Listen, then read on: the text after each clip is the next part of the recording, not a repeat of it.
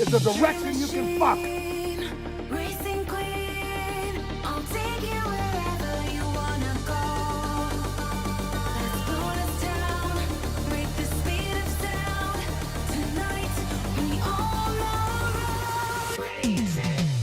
Dream machine, racing queen, you make my heart beat, you make my heart beat.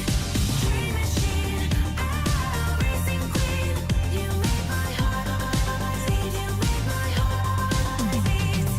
Driving on the highway, lights flashing behind me.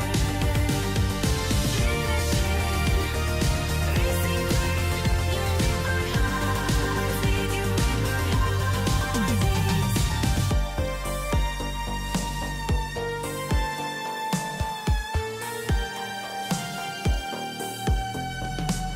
Born to ride, Mustang 65, got that V8 engine with a fuel injection. Drop the clutch, pedal to the floor, turn that caper into a lion's roar. Dream machine, racing queen, I'll take you wherever you wanna go. Let's blow this town, break the speed of sound. Tonight, we all know racing. Dream machine, racing queen, you make my heart beat, you make my heart beat. Dream machine, racing queen, you make my heart beat, you make my heart beat. Driving on the highway,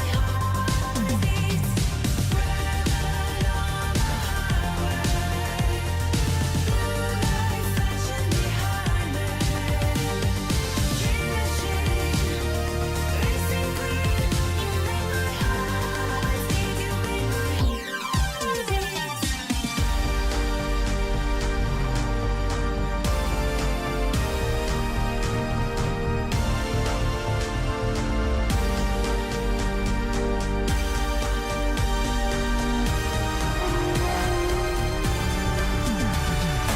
Dream machine, racing queen, you make my heart beat, you make my heart beat.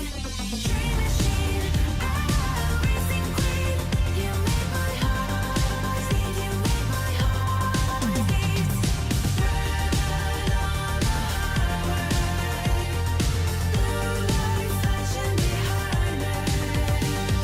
Dream machine, racing queen, you make my heart beat, you make my heart beat.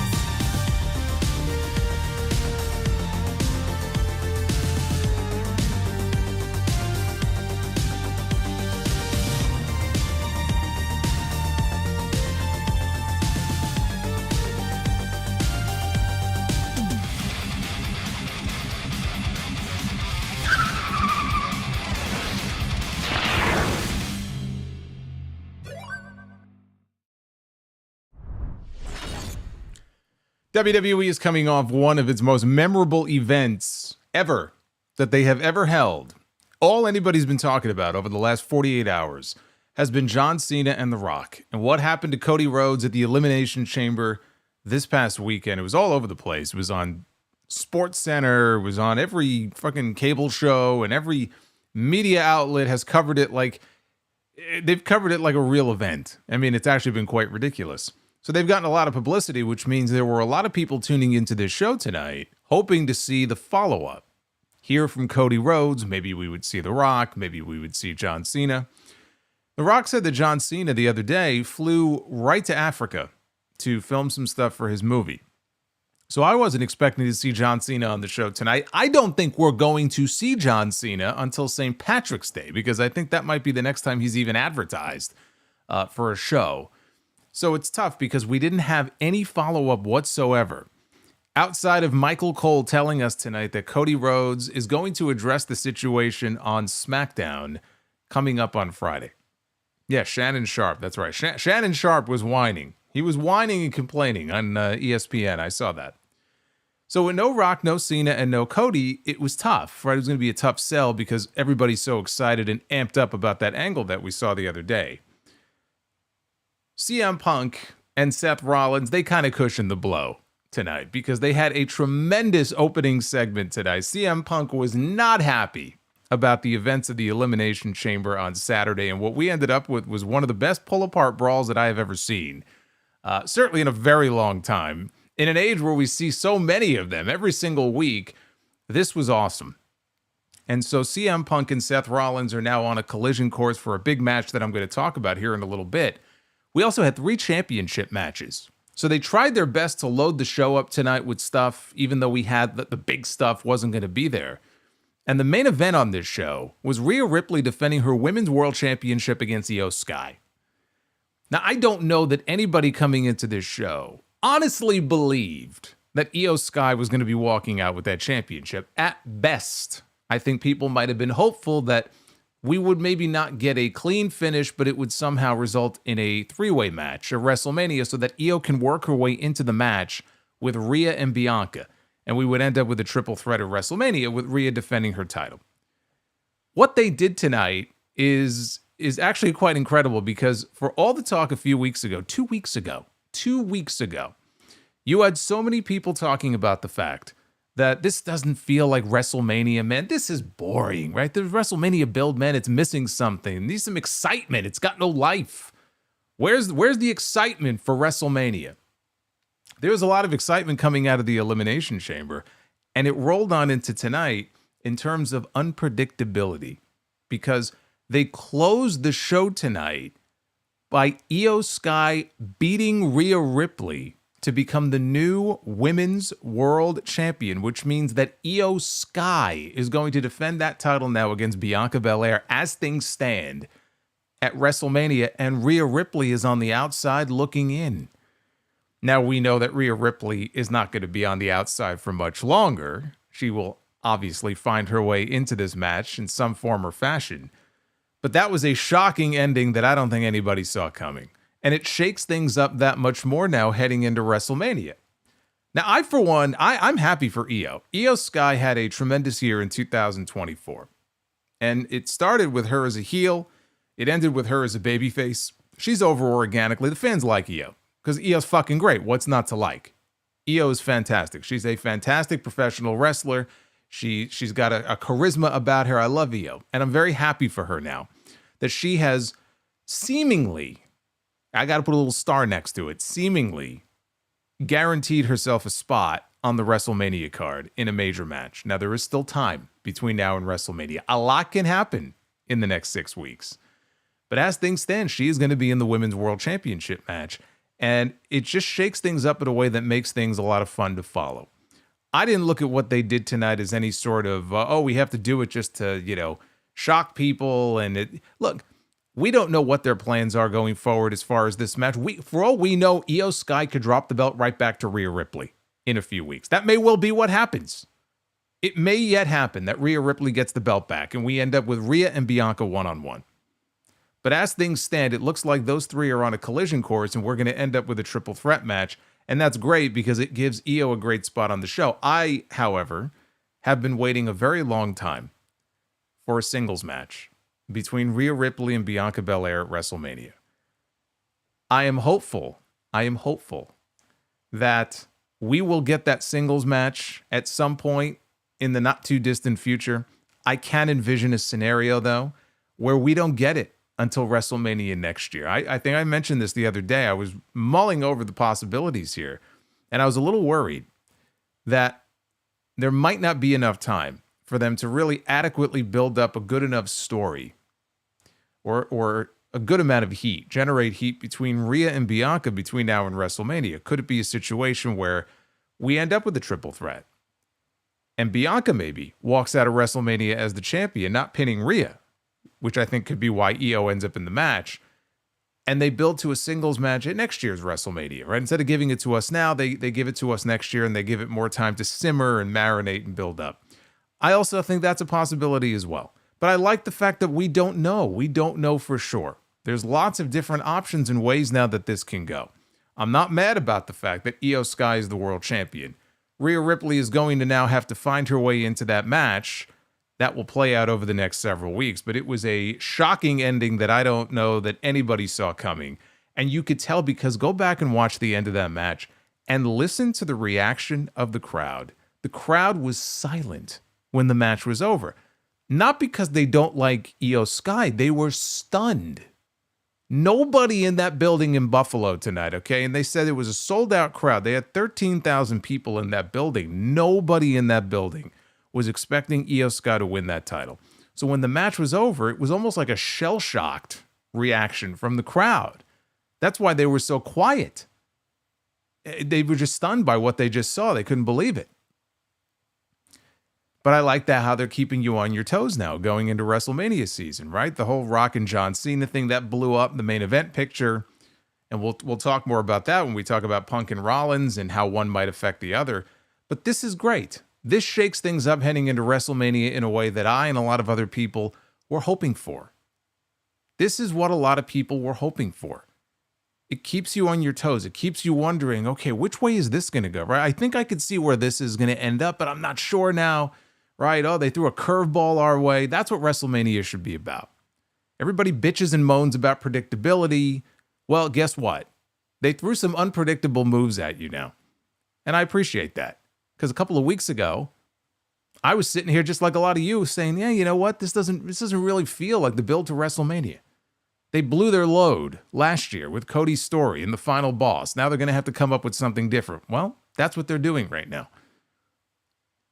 But I did not see that finish coming. And that was one of, I should say, 3 championship matches that we had on this show tonight. The other singles title in the women's division was also defended. We had Lyra Valkyria defending her Intercontinental title against Ivy Nile.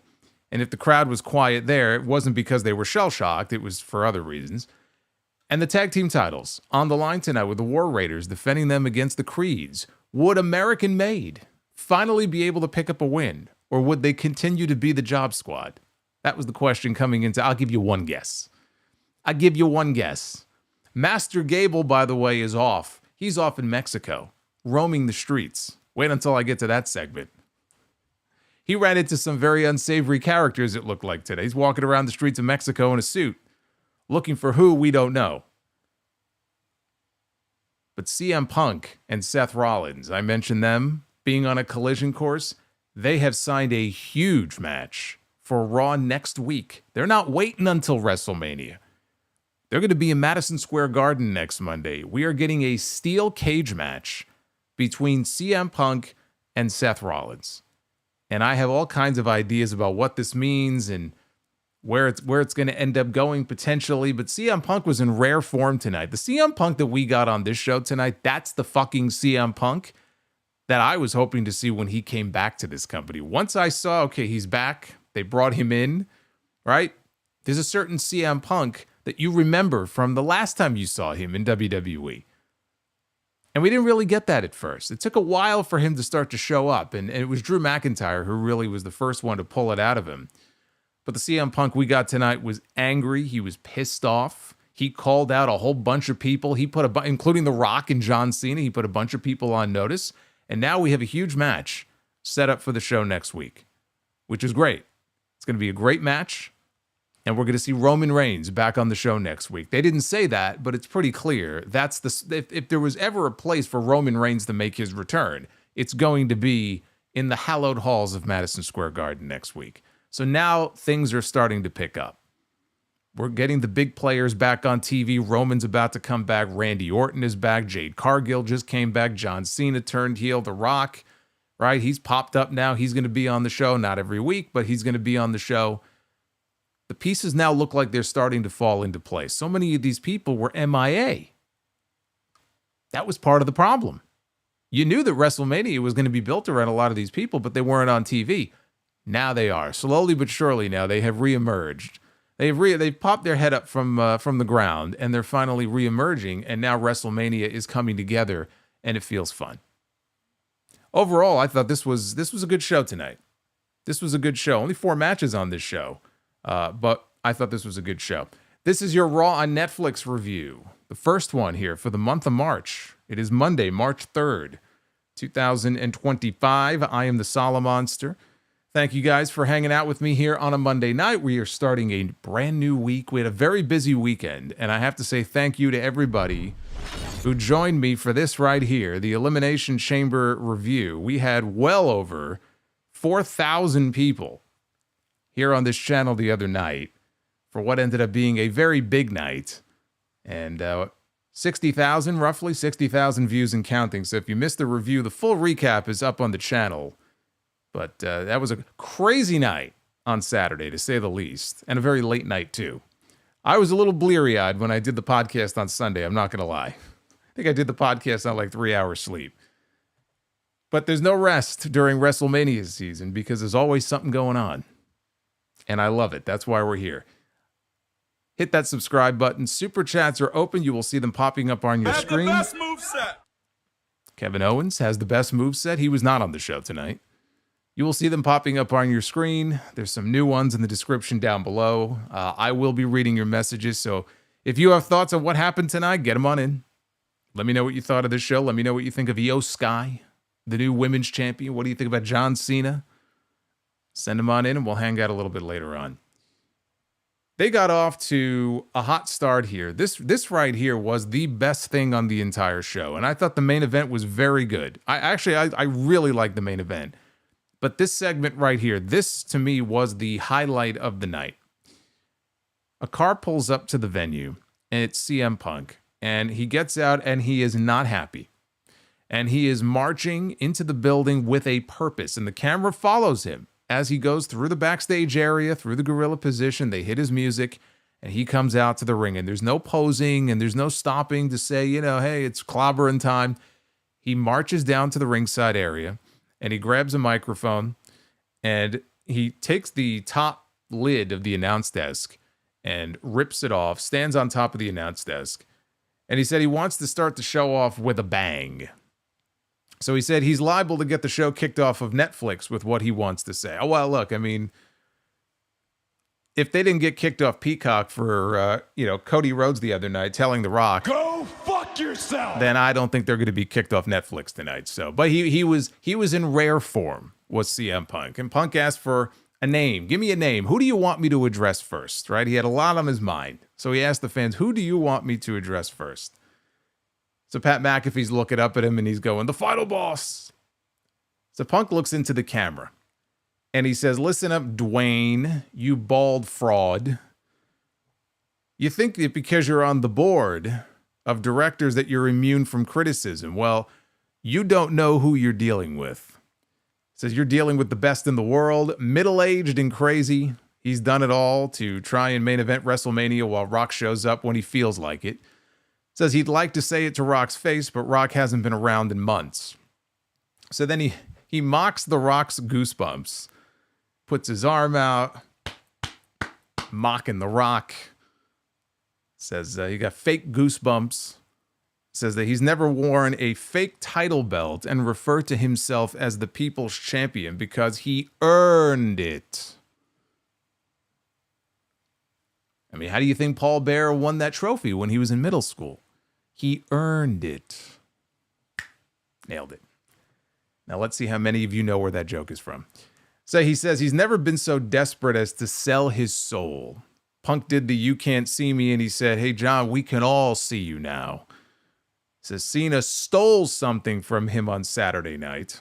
He said he gave Cena the benefit of the doubt for not having to qualify for the Elimination Chamber because he said that coming into the show over the weekend. He respects John Cena and his standing in the company, right? It's his final year. So, hey, he didn't have to qualify like everybody else did for the Chamber. So he gave him the benefit of the doubt. You're not going to fool me again, though. He said he can see now that Cena has been selling kids bullshit for 20 years. So Cena said that, Mr. Don't Quit, right? Cena was don't give up, never quit. Gave up on himself, and he gave up on all of those kids. Says you'll never see Punk give up on his dreams. He'll get his hands on both of those bald frauds down the road, and they will make a wish that he never did. Then he turned his attention to the man of the hour that he really was upset with. That, of course, being Seth Rollins. Says the man who currently has his undivided attention. And he looked into the camera and he said, Becky Lynch better come get her man because I'm going to put Seth in a wheelchair if she doesn't. And everybody said, ooh, he mentioned the unmentionable. Where's she at, by the way? I thought for sure she would be back by now. I don't really see a role for her at WrestleMania. Although I guess Rhea Ripley now is out of a match, right? So, hey, they could always do Rhea and Becky again, a rematch from last year, but there would be nothing on the line. So as soon as he name-dropped Becky, he was about to get into Rollins, we hear Seth Rollins' theme music. And Punk was not interested in standing around and waiting for this guy, this dancing clown emoji, as he calls him, to dance out to the ring. As soon as he hears the music, he jumps down from the announce desk, and he charges down the aisleway. And as Rollins is coming, he didn't notice him at first, right? He probably had the fucking glasses on. So Rollins dances out, but then he realizes that Punk is charging towards him. And so they start going at it. We got a slugfest. Here come a bunch of agents. Here come a bunch of producers. They try to get in between these guys. It's not working. They're trying to keep them apart. It's not working. Eventually, they break free. They fought into the ring very briefly. They got pulled apart again. So Punk and Rollins, eventually they fought to ringside. Punk went sailing over the broadcast table. Fans are chanting, "This is awesome." These people are losing their minds. Like, everybody is going nuts for this. Like, the heat in the building, I wasn't in the building, but like you could hear it. Like, people were going crazy for this. So eventually they got pulled apart again, finally for good. And that took us into the commercial break.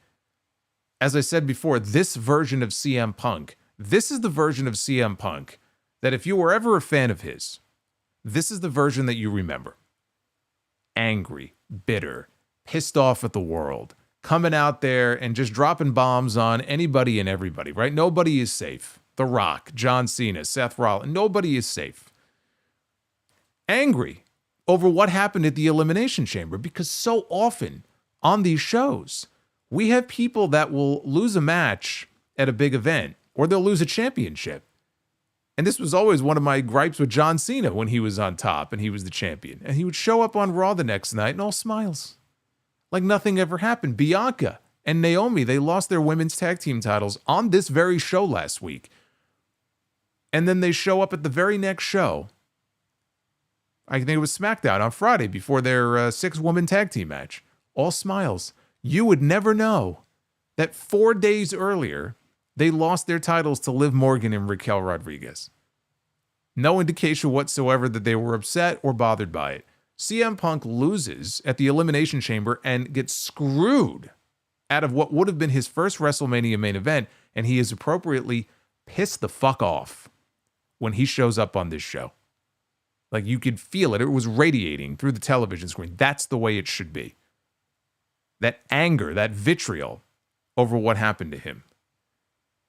And as far as pull-apart brawls go, this is one of the best that you'll see. Like, we're so desensitized to them because we get them on these shows every single week in WWE and AEW. It's always, every week we get pull-apart brawls. But this one felt like a real pull-apart brawl. Like, these guys wanted to kill each other. And these people, they couldn't do anything about it because every time they would separate them, they would find their way back to each other and the people would go nuts all over again. So the way they handled this, I thought was fantastic. And what they also did in this segment, by Punk looking into the camera and singling out John Cena and saying all the things that he said about him, is they set up for the eventual singles match between them. And I think his exact words were, down the road, right? You and I are going to meet, him and Rock, him and Cena, like, going to deal with you guys down the road. That tells me that it's not a match that we're going to be expecting anytime soon, right? It could be something that comes, it would have to be later in the year if this really is Cena's final year. But I didn't get the impression that we're going to be getting the match necessarily anytime soon. But my thought was, Punk and Cena, one more time, Money in the Bank. How appropriate would that be? Right? It's absolutely a SummerSlam match, right? If they're not doing it at WrestleMania, which they're not, right? Because Cena's challenging for the title, at least one-on-one. They're not doing it at Mania. Absolutely, it could be a SummerSlam main event. You got 2 nights of SummerSlam, by the way, at MetLife Stadium this year. Absolutely could be a main event on one of those nights. But how great would it be, right? Just to kind of tie it back. One of those full circle moments. if we end up getting one last singles match between Punk and Cena at Money in the Bank after the classic they had on that show all those years ago. But this summer, I could see that. I could see that happening sometime later on in the summer. Maybe even if Cena wins the championship at WrestleMania. Maybe he wins number 17 in Las Vegas and they give him a few months with it. Punk could get his title match against Cena, sometime over the summer. So I could definitely see that. Money in the Bank, that would be a nice callback. But Punk and Rollins, they're having a cage match next week. It was made later in the show. I'm kind of skipping ahead, but it was made official later in the show. So they're going to be wrestling next week, which means we're not getting CM Punk and Seth Rollins one-on-one at WrestleMania. Question is, are they going to do Roman Reigns and Seth Rollins and leave CM Punk out to do something maybe bigger? Or do we get the triple threat? Because this still feels like a triple threat. Not a doubt in my mind Roman is back next week. If he just goes after Seth, or if he waits until after the match is over, right? We get an actual winner. We get maybe a clean finish, and then Roman comes back. I'm not so sure that's going to happen because, look, Punk already beat Rollins fair and square. Is he going to beat him fair and square again? Is Rollins going to get his win back and then Roman's going to come out? It almost feels to me like Roman would come out during the match and we wouldn't get a proper decisive finish. But there are potential issues between Roman and Punk that are unresolved. And then Punk still has the favor from Paul Heyman. So we don't know if they're going to tell that story going into WrestleMania. It still feels like a triple threat match to me.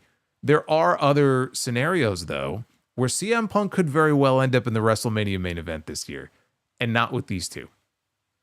We could envision a scenario, right, if we look at what happened on this show tonight, where CM Punk could maybe cash that favor in to insert himself into the championship match of WrestleMania. Where do I rank that as a possibility?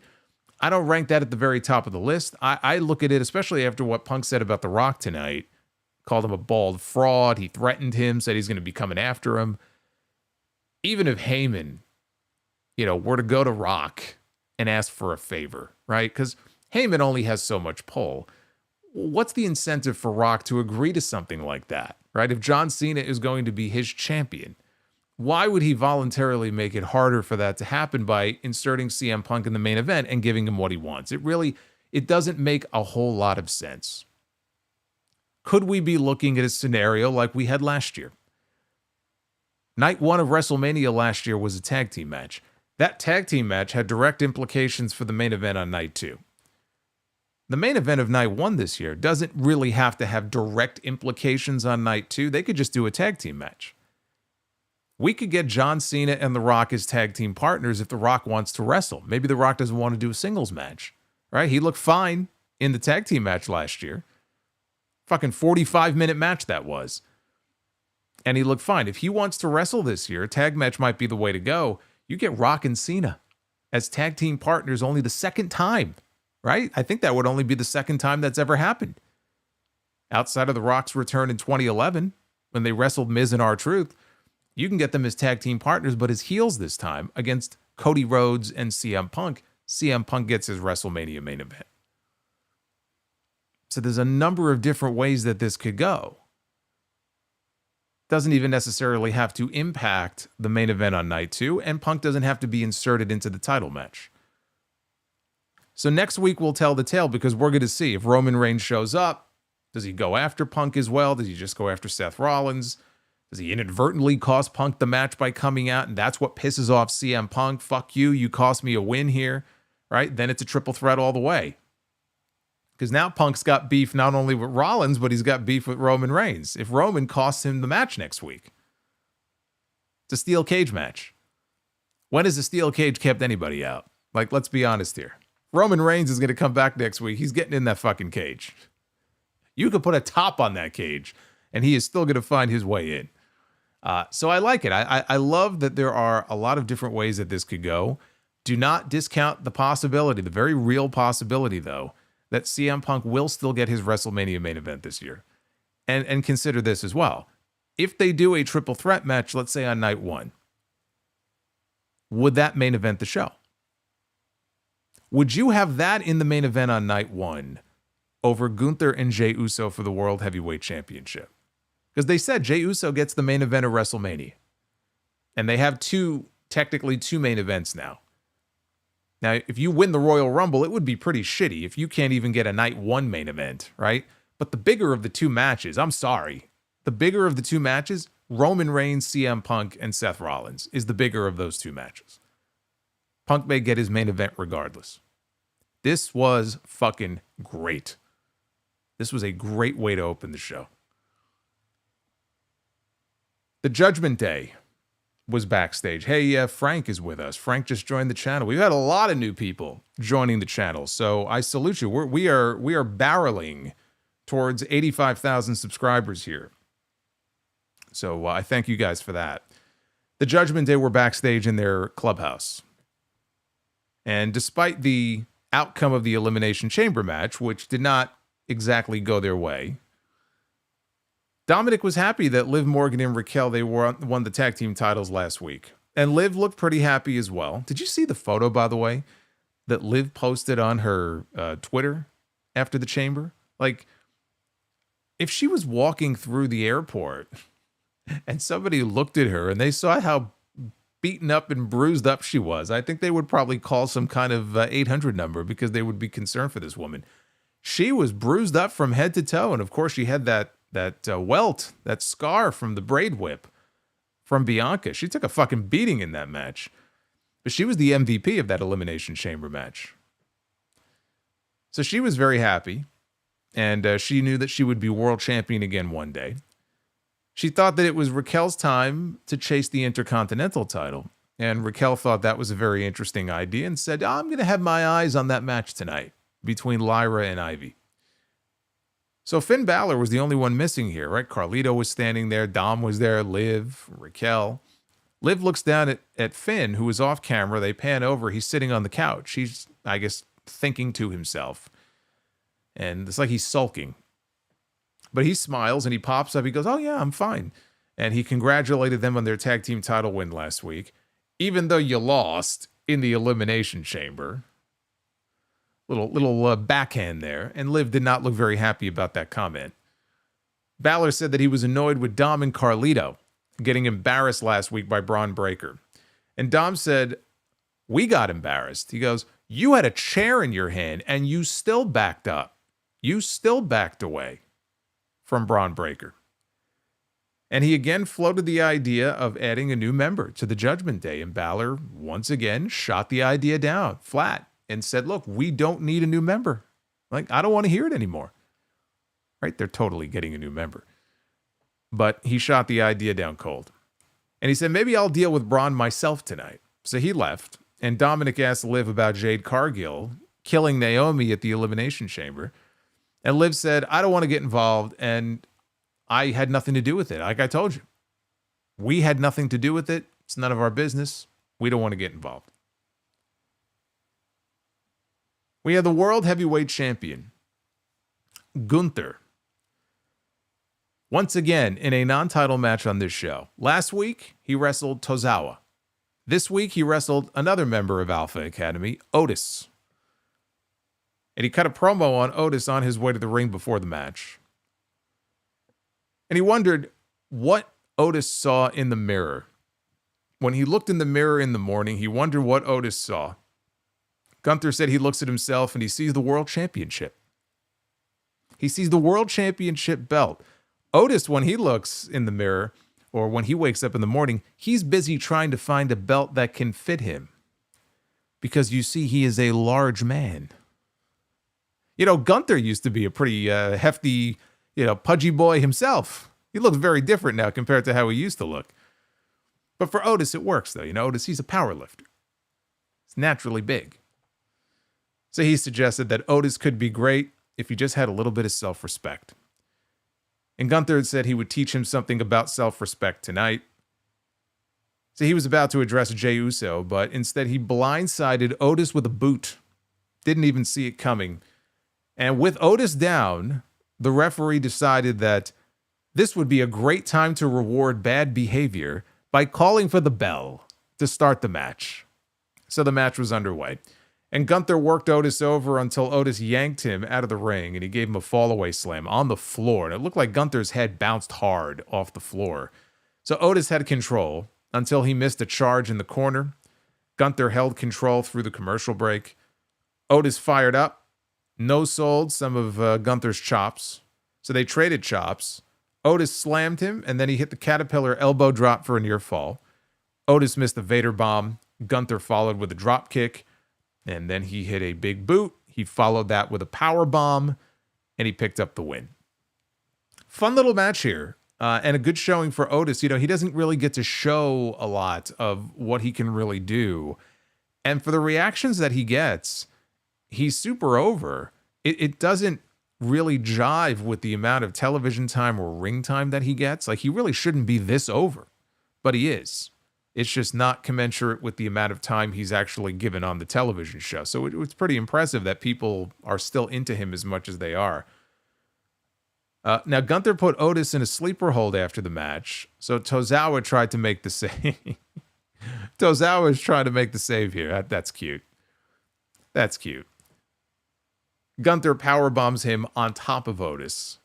And Gunther was about to continue the attack, but Jey Uso's music hits, which distracted him. And I think this was like the third week in a row Jey came out of the entranceway like a normal person, not out of the crowd. So he comes out, he charges down to the ring, they brawl. It ends with Jey hitting a spear, and Gunther rolls out to the floor. And it looked like Jey was going to stand tall here to close the segment. He's posing on the ropes. But he got attacked from behind by Austin Theory and Grayson Waller. Gunther, now he fought them. He made a comeback all by himself, fought them off. Gunther made his way back into the ring. He snuck up from behind him. He put him in a sleeper hold, and he put him down, and out went Jey Uso. And so it did not end with him standing tall. It ended with the World Heavyweight Champion standing tall instead. So, you know, trying to put more heat on Gunther here as he comes out. He's insulting all of the fan favorites. He's talking down to everybody like he's better than everyone. He's got that smug look on his face, talking shit every week about Jey Uso, a simple man with a simple gesture being cheered by simple people. I mean, not that he's wrong, but obviously people don't want to hear that. They don't want to hear the truth. It is a simple gesture for simple people. Those are the ones that get over the easiest. It just works so well with the wrestling audience. But of course, people boo it because they realize the joke's on them. They don't want to hear it. And so Jey ends up being put out. We would hear from Jey later in the show, and we got some real fire from him. Instead of it just being a yeet promo, I like the fire that we got from him later in the show. Now, Kathy Kelly was backstage, and she was talking to AJ Styles. Wanted his thoughts on what went down with John Cena at the Elimination Chamber. Of course, Cena and AJ, they had some classic matches. Cena won number 16 by beating AJ at the Royal Rumble many years ago. So Styles said that he was shocked and he didn't see it coming. All of a sudden, talk about unexpected, out of nowhere, a very chummy... Watch me say hello to Liver Morgan. You know you want me, baby. Liver Morgan is joining us here on a Monday night. You get Liv Morgan and you get Liver Morgan. You see, you get the best of both. Always good to see her, in whatever form she may take.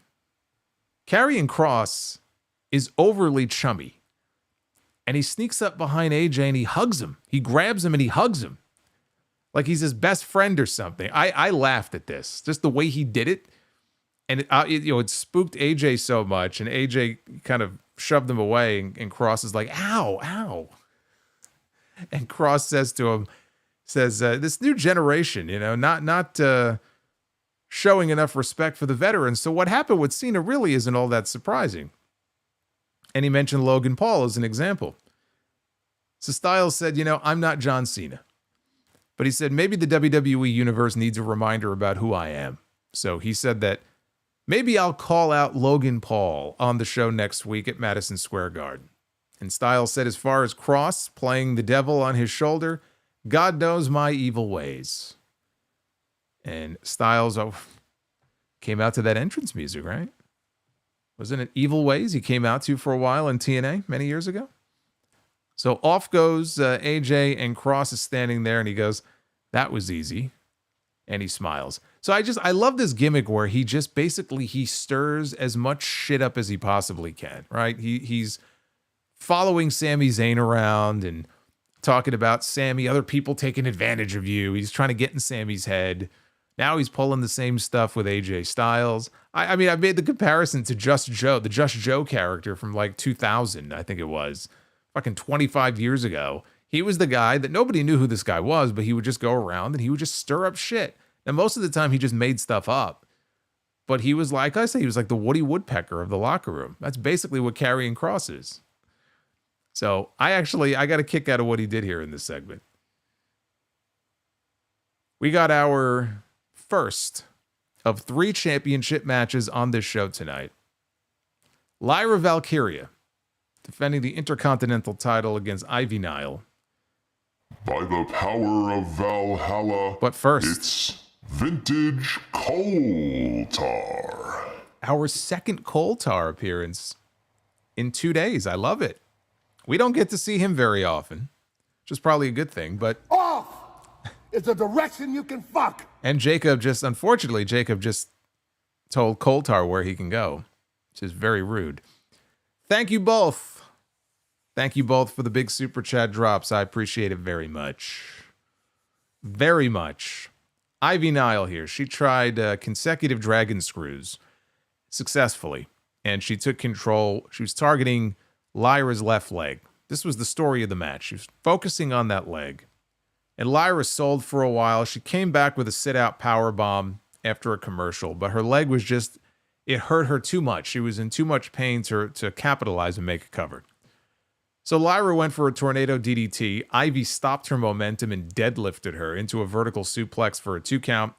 Lyra went for her Nightwing finish, but she twisted her knee and she fell down. Ivy hit a sit-out powerbomb for 2.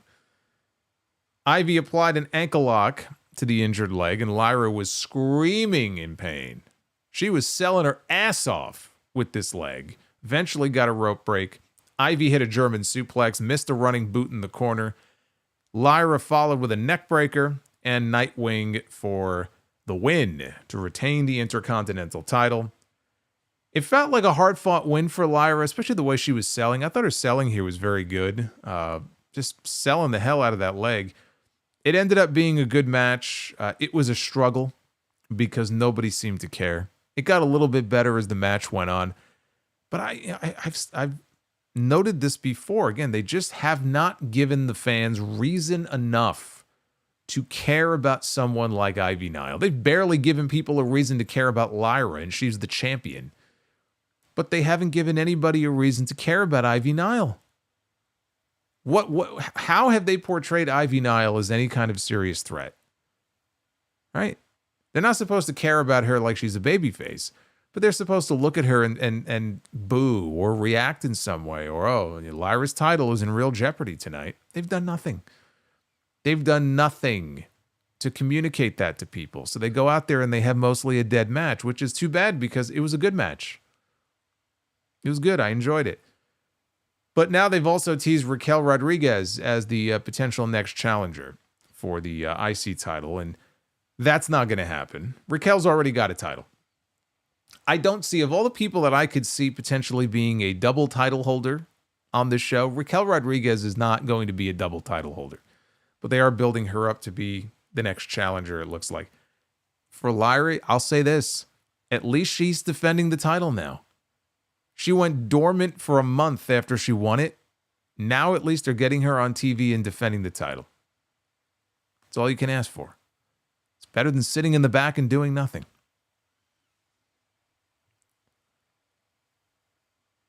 Speaking of in the back, Jackie Redmond tried interviewing Seth Rollins as he was marching through the back. Rollins spotted CM Punk nearby, so she couldn't even get a word out of him before he spotted Punk off in the distance. And so Punk spotted him. They charged at each other. We got another brawl. And so security quickly intervenes. Adam Pearce is ordering them to stay apart.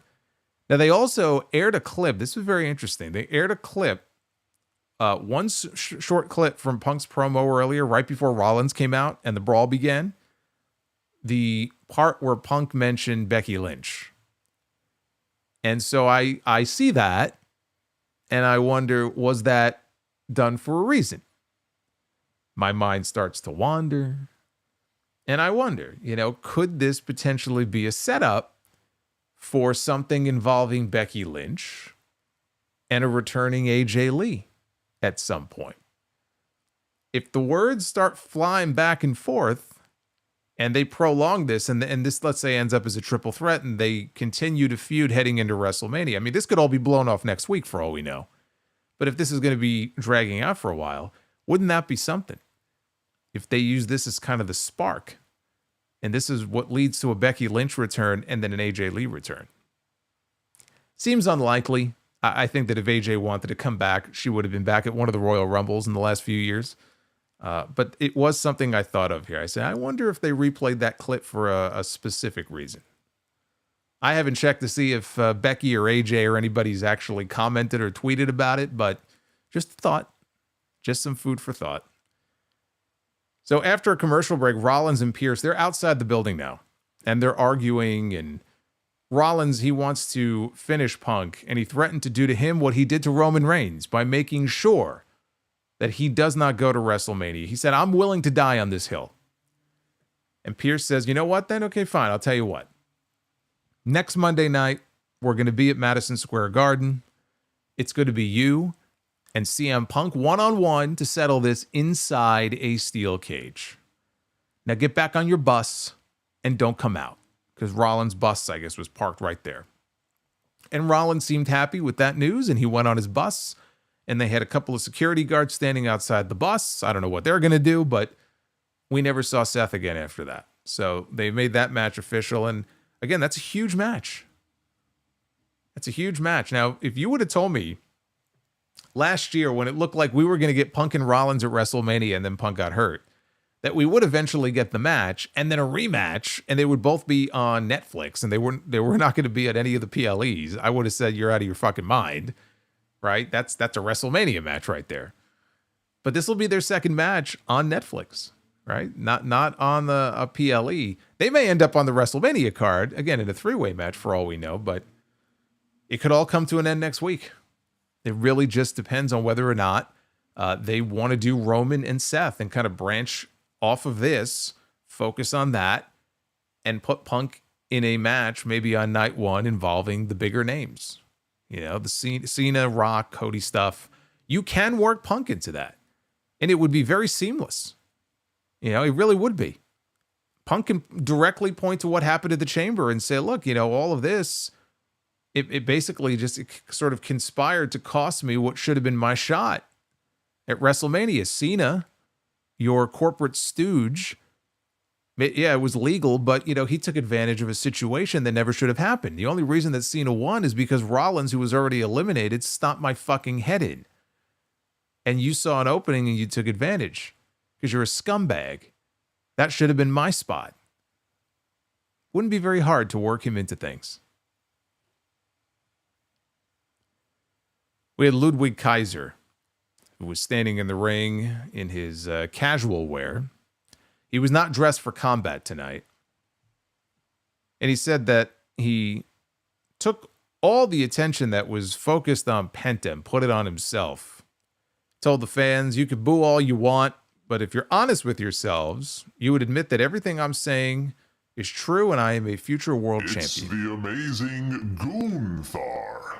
Jerry Lawler loves Gunther the Magnificent. All hail Gunther. I think that man's a former world champion or a future world champion too. I believe in Gunther. I do. And Aaron, I believe in you. Thank you for the $50 Gunther drop. Aaron coming in with the big bomb. I love it. Let me see those Gunther emojis in the chat. So Kaiser said that he is a future world champion. I don't know about that. I think that I could absolutely see him as a future Intercontinental champion. A future world champion, it's It's a harder sell. So Kaiser said that if Penta thinks that they have unfinished business, he should reconsider. What John Cena did to Cody Rhodes was nothing compared to what he is prepared to do to him. So Kaiser said that Penta will know what fear feels like once he is done with him. That brought out Penta, and he took Kaiser down with a Hurricane Rana, skinned the cat, used his legs to pull Kaiser out over the top rope to the floor, and then he hit him with a flip dive, and so Penta stood tall here at the end of the segment here. So he got good heat during his promo, and then it was all taken away when he was laid out once again by Penta. And I can't talk about Penta without talking about the big news of the day, outside of what happened on this show tonight with Rhea Ripley. The big news of the day is that Rey Fenix is a free man. He is free from his AEW contract. I don't believe there's any strings attached. There's no non-compete period as far as anybody knows. He's a free man, and he can sign with whoever he wants and go and do whatever he wants, whenever he wants. He got exactly what he wanted. Tony Khan has basically taken all of the malcontents, if you want to call them that, in some cases, I guess, maybe, but he's taken all the people who were not content to remain with AEW and clearly wanted to leave, and he has now given them what they wanted. Aleister Black, gone. Or Malachi. I'm already thinking about an Aleister Black return, which is inevitably coming very soon. Aleister Black, gone. Miro, gone. Ricky Starks, gone. Rey Fenix, gone. Is there anybody else I'm missing? Is anybody else still under contract that needs to be let go? That wants out that we know of? I think those are the names, right? As far as we know. I don't know what Wardlow's doing. Poor Wardlow, he's been radio silent. But Rey Fenix was the last of the bunch, and he had many, many more months that was added onto his deal. If Tony Khan wanted to, he could have kept him under contract through much of this year. And for all of the anger that was directed at Tony Khan and the hashtag, free Phoenix, he did. So, you know what? You got to give the guy credit. I don't know what kind of understanding they came to or what may or may not have been signed. Or remember what Rey Fenix was tweeting about inhumane treatment and stuff. It sounded like he had a story to tell. It's very possible maybe he signed an NDA and he's not going to be talking about anything. Frankly, even if he didn't sign an NDA, if something happened and he wanted to talk about it and it was going to be some big controversial thing, I think we all know where Rey Fenix is going to end up. Rey Fenix is going to end up very soon on WWE television. Very likely teaming with his brother. And if I'm Rey Fenix, you know what? I got exactly what I wanted. I would not be getting down in the mud and slinging mud or causing controversy and shooting and telling stories because it's just, there's no point. Now is not the time for that. There's going to be a lot of people very curious to know what he meant by what he tweeted. I don't know that he should have tweeted it in the first place. But whatever that was, I'm not so sure that we're going to be hearing about it. And frankly, I don't think we should. If I'm Rey Fenix, I'm keeping a low profile. And if I'm going to WWE, I'm keeping my head down. And I'm going to just go and I'm going to focus on that. I'm going to start all fresh and all new on that roster. I'm not going to look back. I'm not going to cause all this controversy. I don't think we're going to be hearing anything salacious or anything in the near term. I don't think. I could be wrong, but anybody wondering about that? I just think if you're Rey Fenix, it's better to just focus on what is ahead of you and not what's behind you. There's always time to go back and tell stories that need to be told. I don't think now is the time for that. I'm sure he's very happy. I'm sure Penta is very happy. And I think that if you're Penta has a really good thing going right now all by himself. But I think Rey Fenix needs Penta more than Penta needs him. Because Rey Fenix is a tremendous talent. He's just, you watch him and the things that he does, it's crazy. And there are certain performers like that in the business right now. When you watch them, they just do things that you shouldn't be able to do, right? They're just fun to watch. He doesn't have the kind of charisma that his brother has on promos. I don't know that I've really heard much from him, frankly, on promos as much as I have from Penta. Penta's being given more of a chance to talk now in WWE than he was in AEW. I don't know that Phoenix has that. You know, he's got the in-ring stuff down. He can dazzle you, but right now I don't know that there's much more to it than that. Penta has something more. Phoenix, though, I think would benefit greatly by being paired up with Penta and you just reunite the Lucha Bros. And certainly that would be a shot in the arm for the tag team division. So as I look ahead to WrestleMania, one idea that you've heard me talk about is the possibility of Rey Mysterio and Penta taking on the New Day. I still think there's a possibility that could happen. As you'll see later on in the review when I mention the LWO, we're already getting a match next week involving Rey and the New Day. So I don't know that that is the plan now, but I like the idea of the Lucha Bros and the New Day at WrestleMania. If there's a way for us to get to that, I mean, that would be a tremendous match. That is, of course, if they bring Rey Fenix in and debut him before WrestleMania. It's tough when you debut somebody new this close to WrestleMania. It could kind of get lost in all the noise, and the WrestleMania card may already be mostly set. And so if there's no role for them, why not wait until after WrestleMania and debut them? But I think there's a spot. There could definitely be a spot on that WrestleMania card to do that match. If you have the chance to do that match, I think you do that match. Even if it's the kickoff to a program, right? It's not just like a one and done, but it's the start of something. It could start at WrestleMania. You could do the first match at WrestleMania, you know, and then we can get a whole bunch of matches with them. But that would be a great fucking match to do. We'll see. But Rey Fenix, no longer with AEW. It's a brand new day. It's a new day for Rey Fenix. Maybe it'll be a new day for him at WrestleMania too.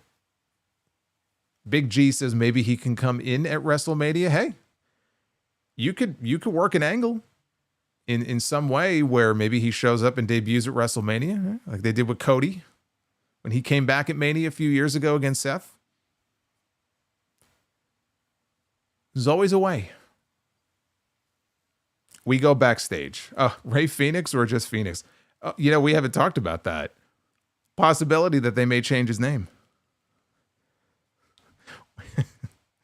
We went from Ricky Starks to Ricky Saints. We can't be sure that he's going to come in as Rey Fenix. We already have Rey Mysterio. They may not want another Rey.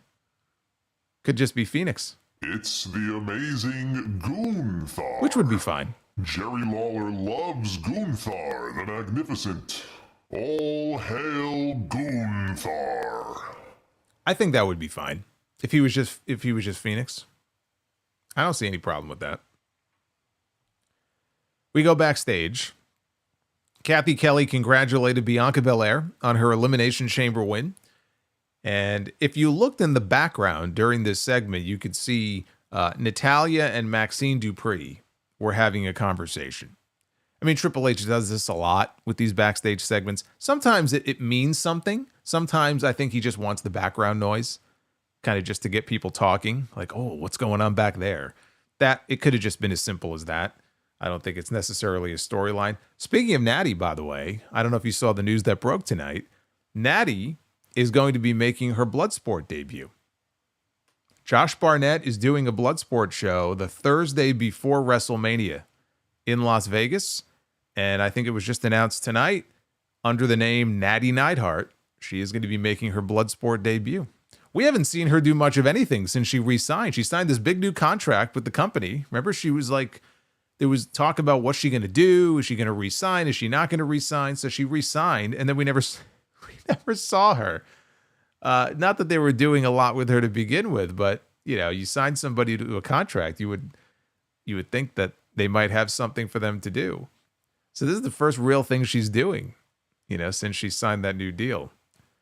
So Kathy asked Bianca about what went down at the Chamber involving Jade and Naomi. And Bianca said out of respect for the two of them, she has not been able to talk to, I guess, either of them yet. I guess they've been off the grid. So she doesn't really want to comment on that. She said, regardless, though, of who wins the match tonight between Rhea and IYO, you cannot spell WrestleMania without EST. Which is true. Which is true. Although there are people who sometimes tweet me on social media who I would be willing to bet that if they spelled WrestleMania, they probably would not spell it with the ST. God only knows how they would spell it. You should see some of these tweets. I mean, I'm just saying. It's ridiculous. So footage here. Oh, here we go. This is one of my favorite segments on this show. We get footage of a pre-tape vignette. It's Chad Gable. We haven't seen him in weeks. Remember, he said he was going off to figure out the dark arts of Lucha Libre, and that was like 3 weeks ago. He is walking the streets of Mexico. It's at night. He's roaming the streets. He's wearing a suit, and he's approaching random people with like a business card saying, "Do you know this guy? Do you know this guy?" And they're all ignoring him or laughing at him. So he's going around and he's looking for the master of the dark arts. So he ends up in a dark alley. I mean, he flies down to Mexico and he finds himself in the middle of the night in a dark alley. It's not a good place to be. It's in a dark alley. And he finds this man. He looks like an old man. We can't see his face. He's kind of a shadowy figure. He looks like Gandalf, like Mexican Gandalf, I guess, but like he's fucking ancient, whoever this guy is. Or you could say he's wise, right? He's a wise man. And the man tells Gable, "You cannot fight what you do not understand. You must become Lucha." So he pulls out a box. And now I'm thinking, like, what's in the box? Great fucking movie. I won't spoil it for you. What's in the box, right? What's in this box? So he goes to give him the box, but he wants something. And Gable pulls out like a wad of bills, look like $100 bills. And he peels off one, and the guy's like, "More." Gives him another one, more. So he's feeding him like 5 bills. And then finally, he hands over this box, and the man tells Gable that now you have power that is beyond your understanding. Gable opens the box, and he looks pleased, and he goes to pull out whatever's in the box, and of course, just as he goes to pull out whatever it is that's in the box, they cut away. So we couldn't see what it was. I would fucking die if he shows up on Raw as the new Mr. America, and he's wearing Hulk Hogan's old Mr. America mask. We have the return of Mr. America for the first time in 22 years. That's how long it's been. 22 years. He'll show up as the new Mr. America on this show. Obviously, it's a mask. I mean, what else would it be? What else would be in the box? It's obviously a lucha mask of some kind. Who it belongs to, that have some special power. I'll tell you what, one of the reasons I think I like this segment so much, it reminded me so much of Lucha Underground. The way this was shot and done, I swear it reminded me of a scene that you would see on Lucha Underground. Maybe that's why I liked it so much. I don't know if we're going to get more or if this was the only one. Now Gable's got his box, and now he's going to show up with whatever was in the box. Again, he may show up next week as the newest addition to the Luchadors on this show. We're going to have Lucha Gable. I don't know. All I know is this. All this talk is centering around luchadors. The whole idea of like the dark arts, I do think that Aleister Black and Zelina Vega, they might have some kind of a school or gym or something that goes by that name. And I know Malachi is not a luchador, so it doesn't really make a lot of sense. But like, could this be tied into maybe him returning? I don't know. Probably not. Probably not. I don't know. Some people are saying Rey Fenix. Could Rey Fenix be tied into this, or could they use this as some way to debut Rey Fenix? You know what? Hey, that wouldn't be a terrible idea either. If they don't go the Lucha Bros route right away, somebody mentioned before you could debut him at WrestleMania. Maybe this all builds to Chad Gable in his Lucha mask, showing up at WrestleMania, and he doesn't know who his opponent is going to be. He is throwing out an open challenge to any luchador in the world who wants to challenge him. He has now mastered the dark arts. He has his mask.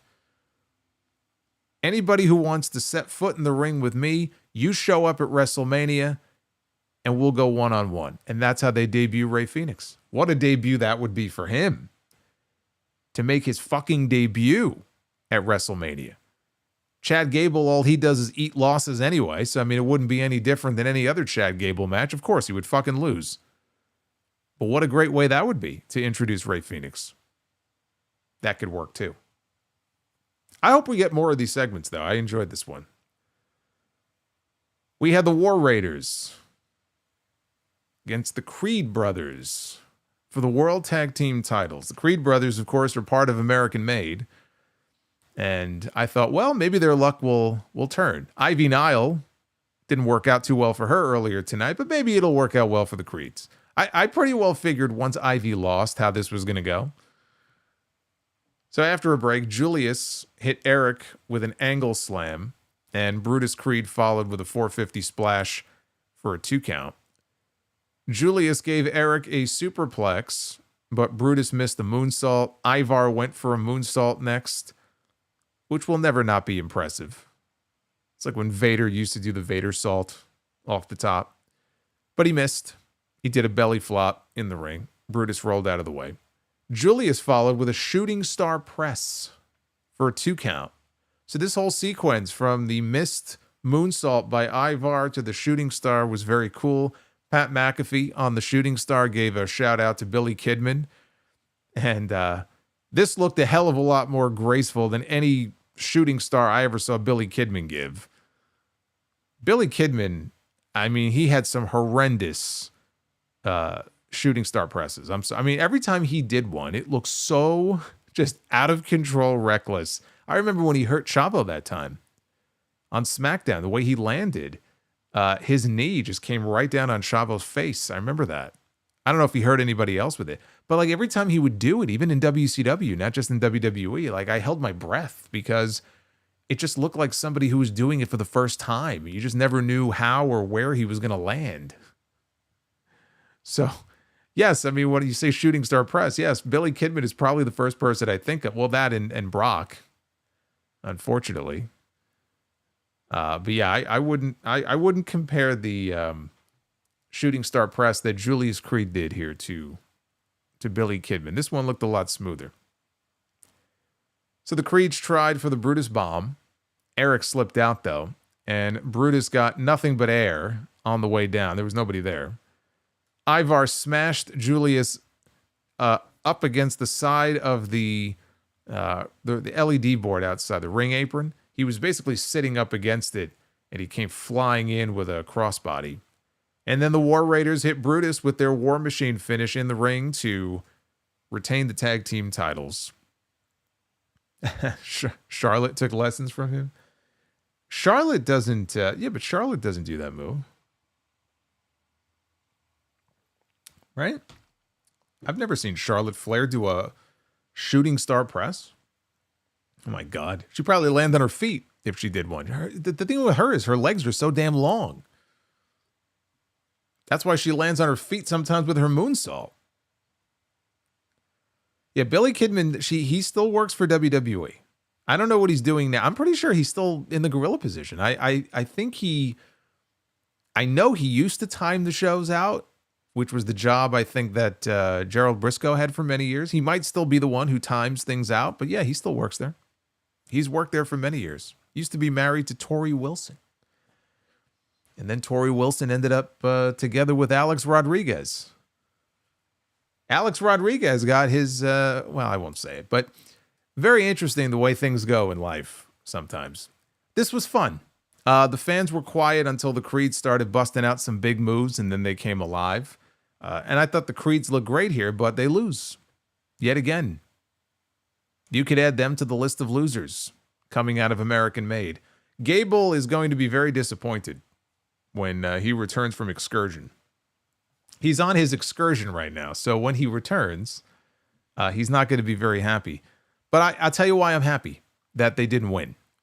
I'm happy they didn't win because I feel like the New Day, I mean, unless they're going to do New Day and the Lucha Bros, and then it doesn't really need titles, but I feel like the New Day, they have to have the tag team titles. If not going into WrestleMania, then they should win them there.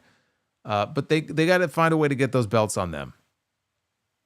So if the Creeds had won, then you have 2 heel teams. It doesn't really work. So long as the Viking Raiders have those titles, it's a lot more likely that the New Day would lift those belts off of them, because there's really nobody else right now as far as tag teams that stands out, right? Obviously, if they put the Lucha Bros together, but then I don't think they would be beating the War Raiders. I feel like there has to be some intermediary team. Give them to the New Day. Let them go on a heel run as tag team champions, and then they could always drop the belts to the Lucha Bros if they end up together. We got a recap of Kevin Owens' win over Sami Zayn in their unsanctioned match at the Elimination Chamber. Michael Cole then told us that Sami re-aggravated his neck injury and has some spinal issues and some nerve issues. Of course, Randy Orton came back that night, tried for the punt kick.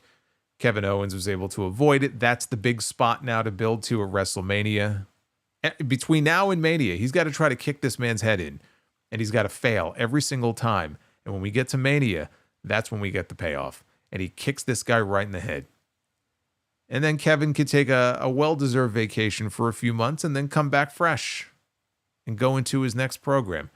I look forward to a CM Punk Kevin Owens program at some point. I hope that's something we get later this year.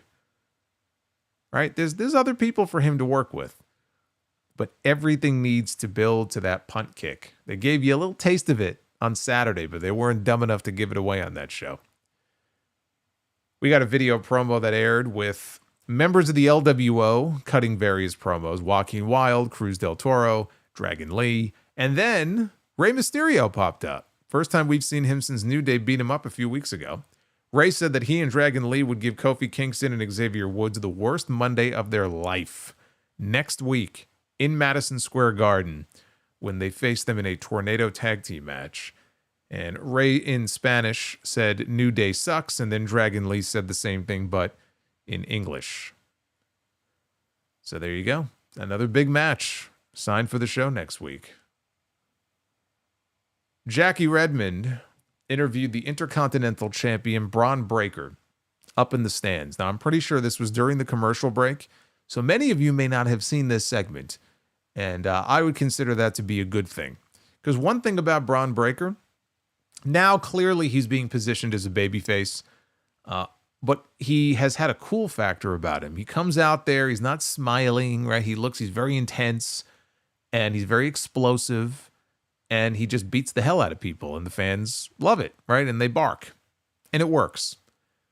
Well, in this segment here, she is interviewing Braun Breaker, and he said it takes courage. He's talking about the Judgment Day. He says it takes courage to be Dominic Mysterio walking around with a Dirty Sanchez mustache every day, or to be Carlito, the Apple Man. And then it got bad. He says, you know what they say. I'm going to just tell you exactly what he said here, okay? This is what he said verbatim here in this segment. I hope this did not air on TV. He said, you know what they say, an apple a day keeps the doctor away. Have the best moveset. That's not what he says. The doctor does not say that he has the best moveset. Nick Grasso, thank you very much. Son of a bitch. He says, an apple a day keeps the doctor away. But you better stay away from that Braun Breaker and his spear, because I hear it strikes fear. But if it's a fight that you're looking for, or maybe even a grapple, I will gladly kick all your asses. How about them apples?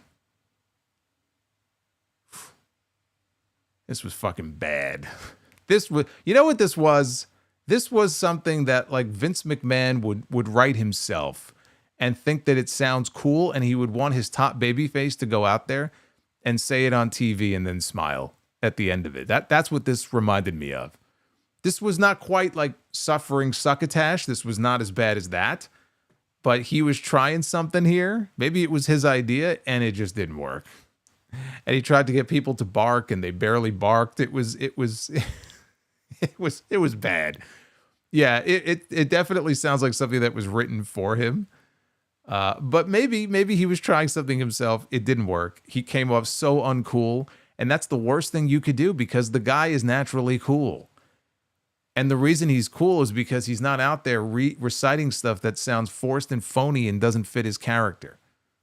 Please don't have him do this again. Please, I beg of you. I beg of you. Let this be a one and done. An apple a day keeps the doctor away. If you're looking for a grapple, make sure you eat your apple. Fucking horrendous. So anyway, that brings him to Finn Balor, he says. And with that, Balor made his way out to the ring. I think what happened is they came back on the air for everybody else once Balor was already in the ring. So they picked up with it from that point. So Balor said the only reason Breaker is still the Intercontinental Champion is because the Judgment Day has allowed it. And Breaker said that it's because he's a dog. Balor said he'd choose up rookies like Braun. Said that he'll put Breaker down when they meet. So Breaker headed down the steps. I guess that was fighting words. If somebody says they're going to put you down, put the dog down. That brought him down the steps. He made his way to ringside, hopped the barricade. Carlito tried to sneak attack him. He took out Carlito. Dominic Mysterio dove at Braun, but he got suplexed on the floor. Overhead belly-to-belly throw, and down goes Dom. Get your apple, and then don't forget to drink that Snapple. Thank you, Sidro. I haven't had Snapple in years. Do they still have Snapple? I haven't had Snapple in years. I assume they must still have it.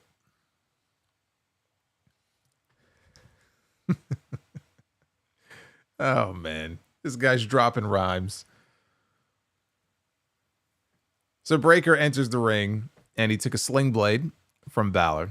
Breaker fought back. He gorilla press slam, military press Balor up and slammed him. And then he ran the ropes. He was going for a spear. He was trying to build up speed. Dominic reaches in, and he saves Balor's life, and he pulls him out of the ring to safety. Breaker ended up going outside the ring. He spotted Carlito was around the bend. And so he built up some speed, and he speared Carlito. Carlito is always there for collateral damage, right? If they don't want to put any of the other members in a position to look weak and get beaten up, just have Carlito get beaten up, because it doesn't matter. Like, that's his role on the show. You could stick an apple in his mouth. It doesn't matter. Stick an apple in his mouth and roast him. That's his role on the show. Michael Cole told us that the John Cena segment from the Elimination Chamber had over 500 million social media views. And there was a video package recapping the entire segment, the John Cena heel turn, one of the most shocking segments in the history of WWE. Fair to say, right? I mean, this is a guy, but a lot of people at this stage never thought they would see the day, and I was one of those people. Never thought I would see the day that this man would turn heel. He was their golden goose. He was their guy, their anointed guy on top. Basically had a run for 15 years almost, right? Not exactly, but like he was on top longer than almost anybody else. Certainly in the modern era. Even Hogan didn't have that long of a run before he left to go to WCW. Brett, Shawn. You can go down the list of different people. And he outlasted most, if not all of them. All right, I mean, put Undertaker on that list, I guess, but like he's in the upper echelon of guys. And so you do a turn like that, and yeah, it's going to be pretty shocking. So it definitely made headlines all over the place. So they included the censored version, of course, of Cody telling The Rock to go fuck himself. But because we don't have such censorship here on the Sound Off, I'll play what Cody said right here and now. Go fuck yourself! That's what he said. That's what he said. That's the way it should be done. None of this, say none of that. We don't have any of that. You want the real deal, you get it right here. Go fuck yourself! That's right. That's right. That was my favorite moment right there. When was the last time you heard just an F-bomb fly on purpose like that on WWE television? Probably never, right? The Rock used an F-bomb once on Raw, actually. It was The Rock and Chris. I'll never forget it. It was The Rock and Chris Jericho. And they were on stage. And I think he was directing it at Stephanie McMahon. And they bleeped it. But I think he got in a lot of trouble for it. So not very often that your top babyface goes out there and drops an F-bomb like that. So Michael Cole said that he spoke to Cody Rhodes. And he had very little to say when he contacted Cody. Cody said he's going to address the situation on SmackDown this Friday. So you're going to get a lot of people now tuning into SmackDown on Friday night. I don't know if The Rock will be there. I'm not expecting John Cena to be there. I really don't think we're going to see Cena for at least a couple more weeks, which sucks, but you could always get The Rock on the show, right? Maybe they'll bring Travis Scott back. He'll be burning sage again in the corner. Did you see that shot, by the way, that he delivered to Cody? I don't know if it was a punch or an open hand slap. Holy shit. He could have broken the fucking guy's jaw. I wouldn't be surprised, though, if Cody told him, like, hey, lay your shit in. But you got to be careful, man. When you got somebody who's not used to being out there throwing shots like that, and you're this close to WrestleMania, can you imagine Cody gets hurt? Of all people, like everything is centered around Cody Rhodes. If he gets hurt now, like they're fucked. Like they are fucked. That's the last thing you want to happen. So Jey Uso was walking around backstage, and the Alpha Academy approaches him. Otis thanks Jey for the assist earlier, and they shake hands. They go their separate ways. Kathy Kelly catches up with Jey and asks if Gunther's attack threw him off his game. And Jey conceded that it did a little bit. And at this point, he got all fired up. And we actually got some real fire from Jey Uso. We don't get this kind of fire from him in these promos very often, so this is what I liked about it. And he says, you know, he hears every week that he can't do it, and people are doubting him, and Gunther is, you know, trying to get him to doubt himself. And Gunther threatened 10 weeks of hell. Jey said that he would walk through the valley of the shadow of death and fear no evil. He said he's crashing out at WrestleMania. Gunther put him to sleep tonight, but he just woke up a beast. He said 4 letters, 1 word, yeet. And then he left. He had no shirt on. And she pointed out, was it Jackie or Kathy? I don't know. Whoever it was, I think it was Kathy, pointed out that he just left the building. It's freezing cold outside in Buffalo. It's Buffalo in March. So yeah, it's pretty cold outside.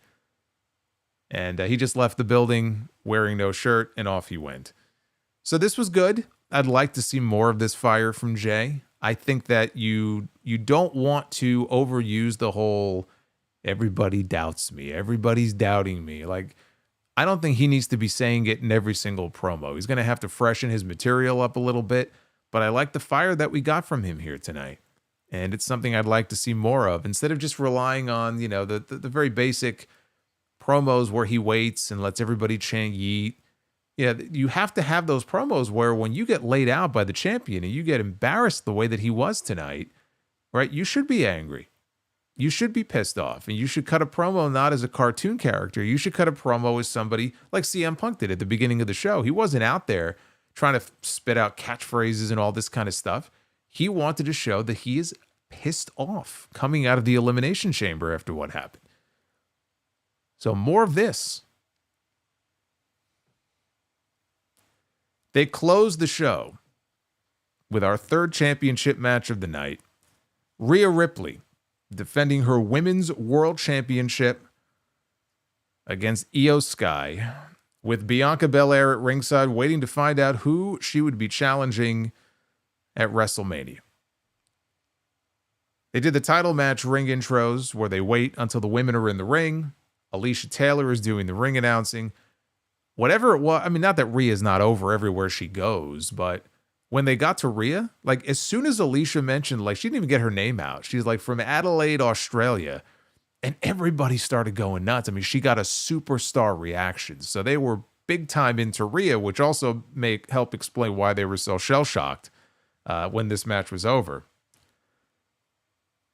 So I don't know how it happened. It looked like very early in the match, it looked like Rhea lost 2 fingernails because she's staring at her hand and she's kind of favoring.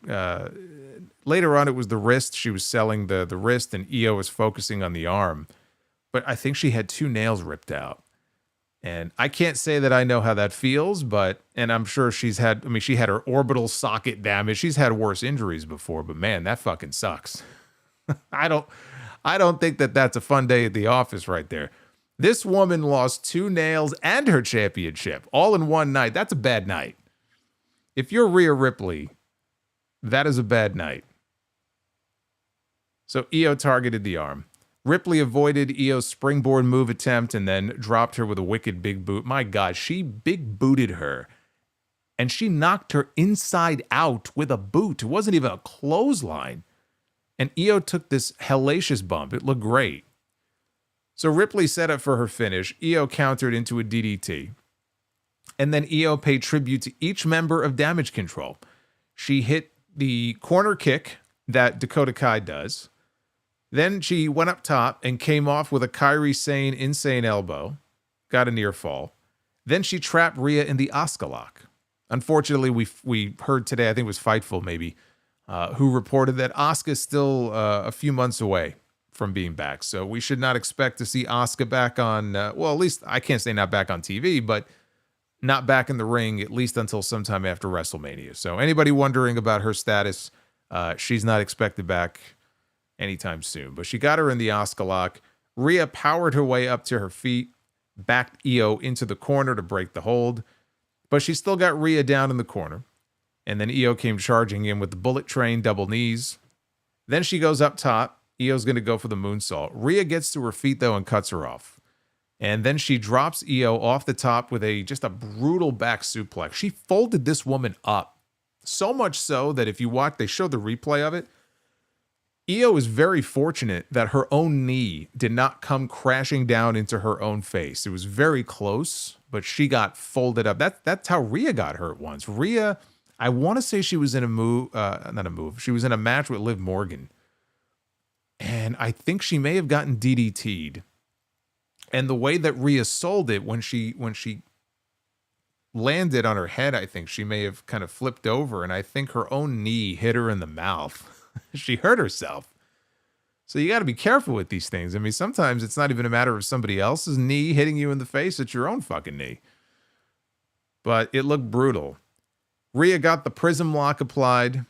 Io struggled towards the ropes. She was able to propel Rhea forward, though, into the corner, and Rhea went into the post.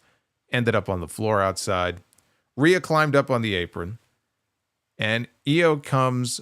She's on the apron now, okay? Rhea is standing there. Io comes off the ropes and dives through the ropes, but over Rhea's body. And I held my breath because I knew what she was going for. And she grabs her for a sunset bomb. And thankfully, Rhea held on for a couple of seconds. And then she had her in a powerbomb position, and she powerbombed Rhea into the barricade. So then she put her back in the ring, went up top, and she hit the Genius of the Sky moonsault, but to the back. Because Rhea was also selling her lower back during this match. So she hits it to the back, and she rolls Rhea over, and she covers her. Rhea Ripley, though, kicks out. Rhea rolls to the floor. Io wipes her out with a wild suicide dive. Rhea makes a comeback, though, gets Io up on her shoulders in an electric chair position, and then drops her down face first on top of the announce desk. Both women now are down.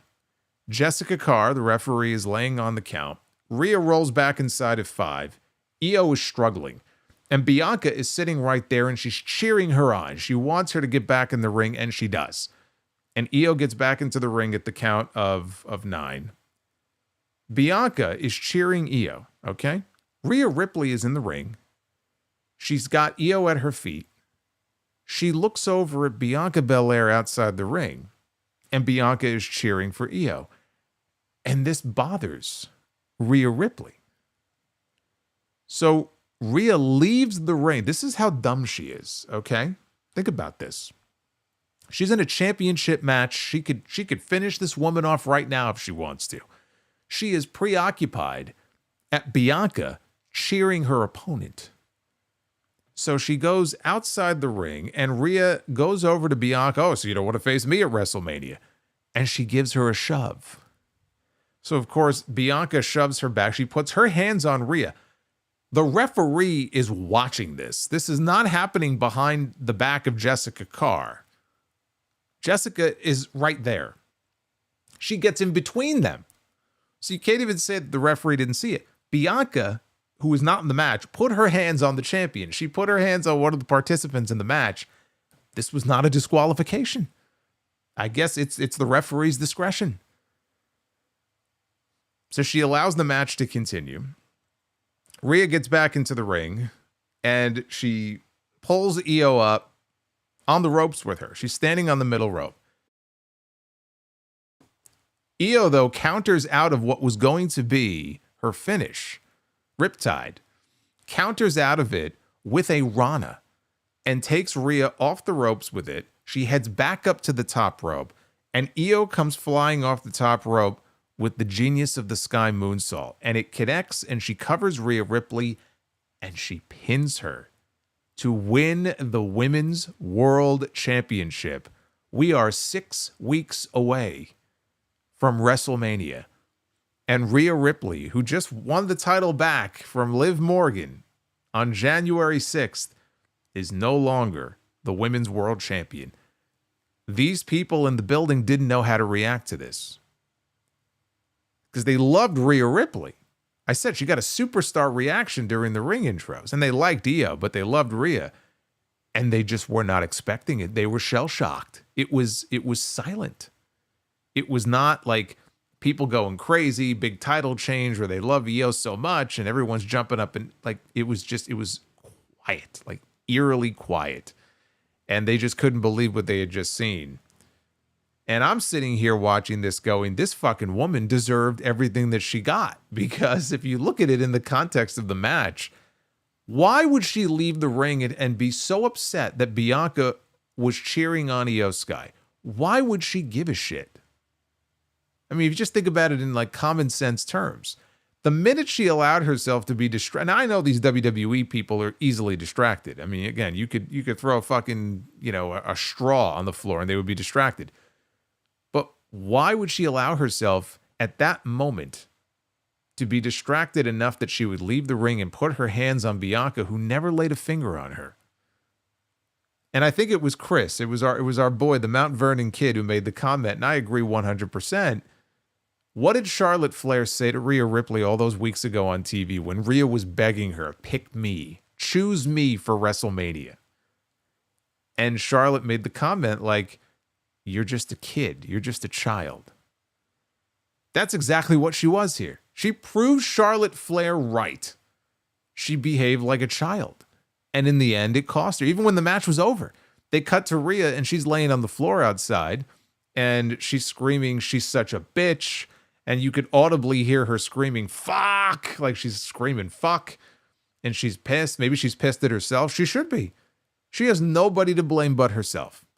Rhea Ripley looked like an absolute idiot in this match and deserved to lose her title.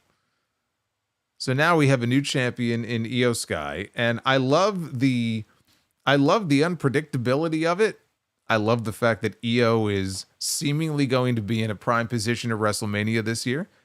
I mean, she was in a good position last year. She actually went into WrestleMania as the defending champion last year with the other belt and lost to Bayley. As things stand right now, your WrestleMania match is IYO SKY and Bianca Belair. It's not going to stay that way. It's very likely going to end up being a triple threat match. And I'm okay with that. I'm a little disappointed if we don't end up getting Rhea and Bianca one-on-one. But I do think there's a way to give it to us in some form this year and save the big singles match for next year. Bianca could end up winning the championship. Bianca could kind of even go off and do her own thing. I'm not saying they need to feud for the year. You got to get away from it. You come back to it later on. You establish a little more history between these two. Maybe somebody goes heel in between now and then. I'd love to see a Bianca heel turn. You know what? John Cena turned heel. Nothing is impossible anymore. Bianca Belair is like the John Cena of the women's division. And it was hard for me to envision them turning her heel if they haven't already done so. And Bianca's talked about how I think she doesn't really want to go heel. You know what? John Cena went heel in his retirement year. Anything's possible. And then maybe we circle back to it in New Orleans next year and we get one-on-one, if we don't get it this year. That's where I think it's going. Triple threat. IYO SKY, though, could very well lose the belt back to Rhea on TV in the next few weeks. And we could still get Rhea and Bianca one-on-one. I don't know what IYO does if that happens at WrestleMania. That's the only thing. And she really should be in a good spot on that show. But yeah, I mean, we're just going to have to wait and see, exactly how this is going to play out. And if she's going to end up back in that match, how does that happen? Maybe they tie it back to the fact that the referee should have called for the disqualification. Now, Rhea put her hands on Bianca first, but Bianca wasn't in the match and had no business putting her hands on Rhea. Rhea could come out and say that should have been a DQ. It's almost like a heel move, though. I mean, people like Rhea enough. I don't think they're just going to turn against her because she looked like an idiot one night, but she really does look like a fucking idiot. And if they're going to use that as the argument here, it's like, yeah, but you started it. Whose fault do you think it is? She put her hands on you because you touched her first. But they could always use that as the excuse. The referee should have called for the DQ. Bad officiating. Adam Pearce, you got to make this right. And she either gets inserted or she earns the right to be added in some way. And you end up with a triple threat match. So we'll have to wait and see how it's going to play out. This was not the outcome I was expecting, but I think that's a good thing. Doesn't really screw up anything. It's fine. I mean, some people might not like the fact they took the title off Rhea so soon. If they're going to do a title change at WrestleMania, does this lessen that in some way? We'll see when we get to WrestleMania, I guess. To me, I don't think it's a big deal. I think it keeps everybody on their toes, and it's okay to do a title change like this on TV. Not everybody has to be champion for a fucking year. Not everybody has to have these long sustained runs that culminate at WrestleMania. It's okay to take one of the 17 million fucking championships that are on these shows these days and change them in an angle on TV. So, great match. They worked their asses off. And I'm looking forward to seeing where they go with this. Now, next week, Raw is going to be at Madison Square Garden. We have AJ Styles calling out Logan Paul. I thought that was going to be a WrestleMania match. They're not wrestling next week. Doesn't sound like. So it still could be the Mania match. He's just calling him out. They did not advertise it as a match. We have a tornado tag with the New Day taking on the LWO. Jey Uso is going to be wrestling Grayson Waller. And of course, in the main event, Steel Cage, CM Punk one-on-one with Seth Rollins. I would be stunned if we do not get the return of Roman Reigns on that show next week. And then we'll find out what CM Punk's future is going to look like. Is he going to get his WrestleMania main event or not this year? Next week, I think, is going to tell us a lot. What did you think of Raw? Coming out of the Elimination Chamber, 92.7% thumbs up, 7.3% thumbs down for tonight's show. You should have seen the poll results for Elimination Chamber. It's crazy. This poll result here is not too far off from that one. Good shit, though. Go vote. At Solomonster. We got some good shows, man. We got some good shows. Hey, we got another pay-per-view coming up this Sunday. AEW has Revolution. It's going to be a very different kind of show. Elimination Chamber had 4 matches. Revolution will probably have double digits. But there's some matches on that show that I'm looking forward to, too. Should be good. Get some variety in our wrestling. Not such a bad thing. Let's take a look at your super chats. Thank you to everybody who has sent in a super chat. I appreciate you very much. Let's go back and check out the early birds here. Always start with the ones that came in before I even went live.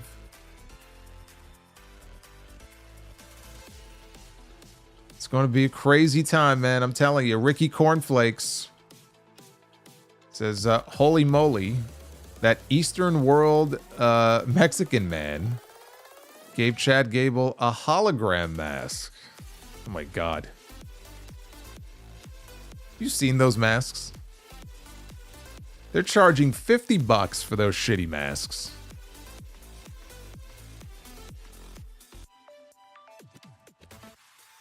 Lakers Pats, does Cena attack Stu the cameraman? Oh my God, I forgot about him. I forgot about Stu the cameraman. Nick. Nick says Rhea Ripley sells her soul to The Rock so she could get inserted into the WrestleMania match. Everybody going to be showing up at The Rock's doorstep now, selling their soul.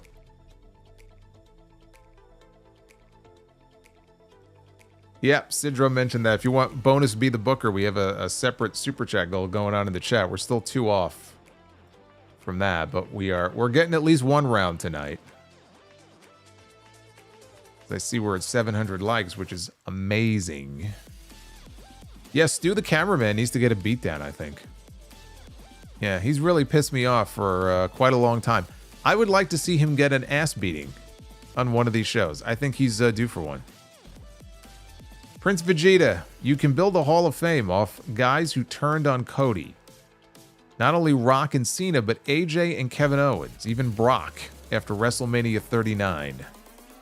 That turn on Saturday was brilliant. I guess people really don't like Cody. There's something about Cody that apparently these people that come to know him in WWE, they end up turning on him. Maybe that'll play into the eventual Cody heel turn. Kevin was right the entire time. Thank you, Prince Vegeta.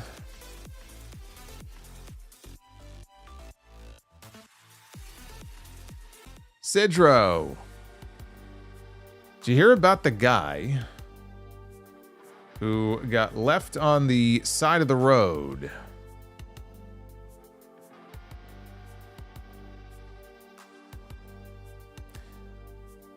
I completely read that wrong. Let me start over again. Sidro, did you hear about the guy who got the left side of his body amputated? He's all right now.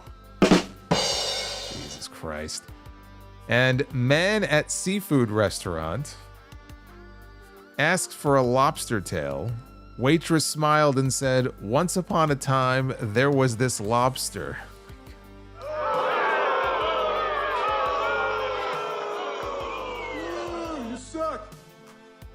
I don't know what to do with you anymore. I really don't. Arabian Night.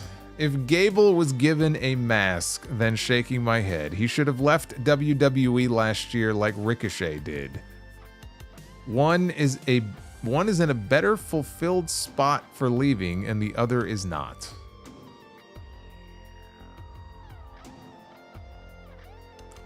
You know, Ricochet actually is in a better spot right now than Chad Gable. I can't argue with that. I can't deny that. Antonio Taylor, Hunter must have been tired of being called safe. What with the Cena heel turn and Io winning the title tonight, Triple H is taking the gloves off this year. Well, he's made a couple of moves that have really shaken things up a lot going into WrestleMania, which is great.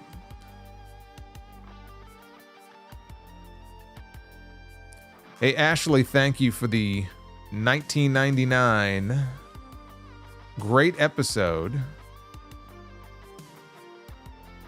But I thought for sure that Punk was going to show up in Seth's bus and toss him out the window, and I say this as a Rollins fan / apologist. Also, love the WWC build.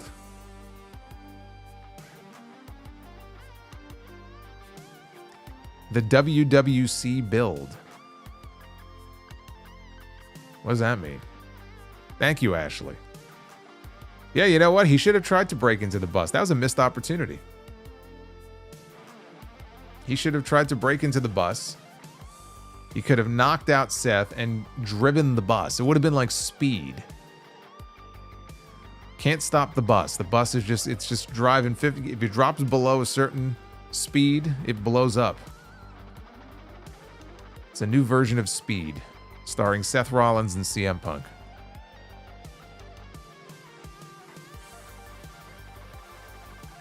Oh, the Women's World Champion. Okay. I was like, WWC, isn't that Carlos Colon's promotion?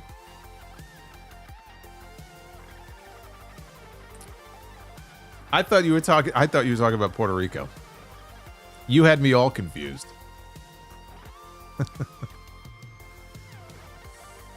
Jason with the $10 super chat. My first Solomonster super chat. See, that's the best. You always remember your first. Cena apparently made kids cry on Saturday night, and I'm here for it. Only in pro wrestling can watching kids cry be satisfying. But it was a sign of a job well done. I loved it. I thought it was great. It'll toughen them up. They will learn from an early age that in life, sometimes, look, people betray you and people don't live up to the expectations that you set for them, and it'll toughen them up as they get older. Or it'll traumatize them for the rest of their lives. Either way, I enjoyed it. Sidro with 8 months of channel membership. Why is bacon called bacon and cookies called cookies if you cook bacon and bake cookies?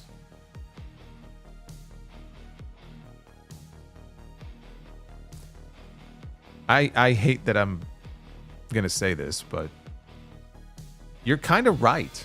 I don't really know what the answer is because that's a really good question. That's a really good question. And no, I have not heard them yet. I've been so swamped that I will have to get to that. Prince Vegeta, how do you see McIntyre and Priest playing out of Mania? Does Drew just lose again? For someone that was the MVP of 2024, he should be rewarded more. I hope he will be. I hope so. I think he wins. You ask me right now, we're 6 weeks out, I think McIntyre beats Priest. And it's the first of probably a series of matches between them.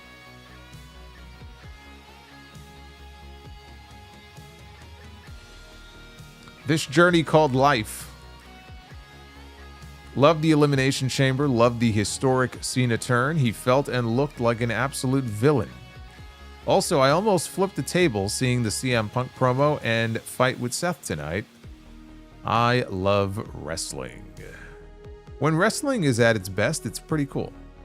When wrestling is not so great, you get a Solomonster rant, which is pretty cool too. Hopefully we won't get one of those soon. JDF, thank you for the $5. I appreciate it. Duff's Vids. Heel John Cena. Be like procrastination, disloyalty, disrespect. No, it's lazy. Like be lazy, be disloyal, be disrespectful. And then he goes around to little kids and just says, give up. Just give up. Rarely even. If you ever happen to find yourself in the Tampa Bay area, I'm a manager at Dunkin'. Your order is on me. Just hit me up. Well, that's good to know. I was in Tampa actually a year ago in January for the Royal Rumble. That would have been very useful back then. But if I am ever back there, I will try to remember that. I'm not a coffee guy, so for me it would be a donut. I'd probably hit you up for one of those marble frosted donuts. Mr. Rod, or the Munchkins. The Jelly Munchkins.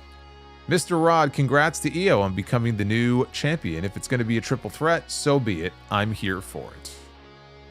Yeah, I'm glad she's in the mix. I'm glad she's part of the mix. Even if it is brief. Alfonso, let's go. EO is going to WrestleMania. I love the spotlight is on her again.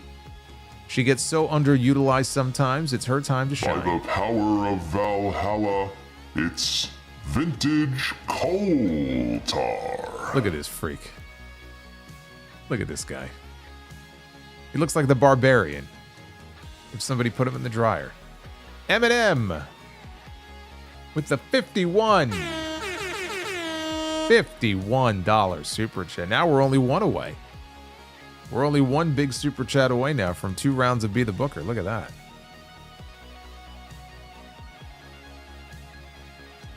Reza, evening solo. if you ever happen to find yourself in the San Francisco Bay Area. I'm unemployed. Got yourself a high five. Just hit me up. I'm not planning any travel to San Francisco, though. I'm certainly not going to rent a car in San Francisco. Apparently, I know two people. And I'm just one person. I know two people. I'm pretty sure it was San Francisco. They got their cars broken into. What the hell's going on over there?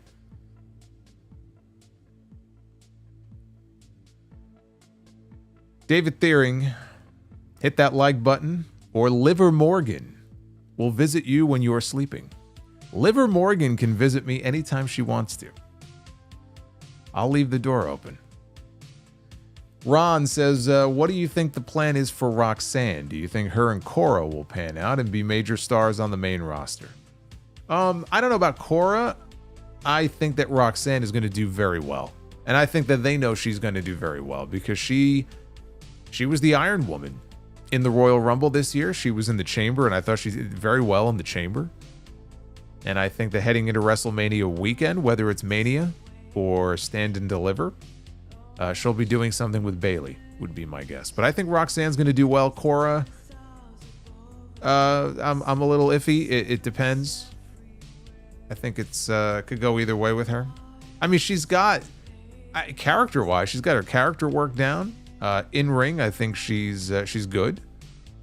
I just think that Roxanne is the more well-rounded performer of the two right now.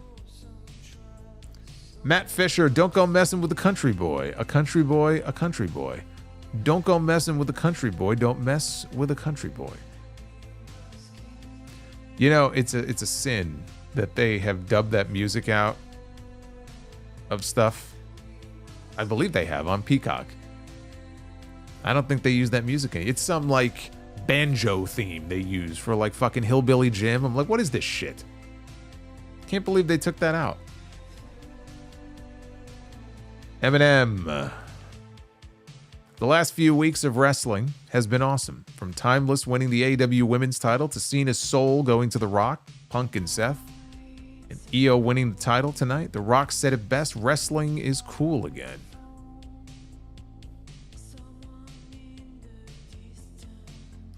Eminem, man, thank you again for the 51. That was from earlier. That wasn't even the one that just came in. That was the one from earlier.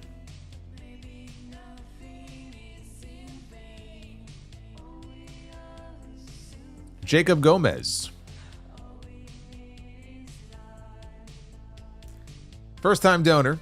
Always save the reviews for work as they help pass time.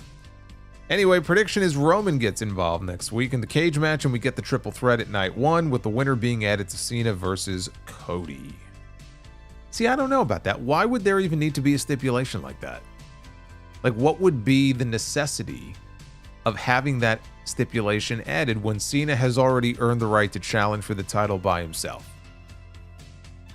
That's the part that I think you got to do some real heavy lifting. Unless it ties into the favor that Heyman owes Punk. If Punk can get that stipulation added, maybe. I just don't know that you need to add that stip. I don't know what would be the reason for that.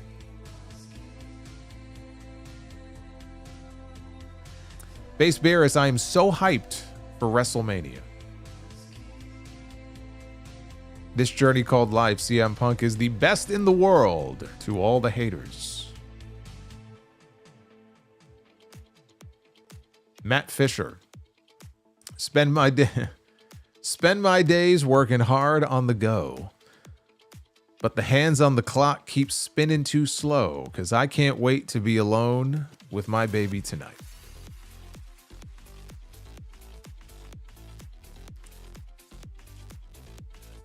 Number one, Homo Sapien with a $10 super chat. Why did the elephants keep getting kicked out of the swimming pool? They kept dropping their trunks.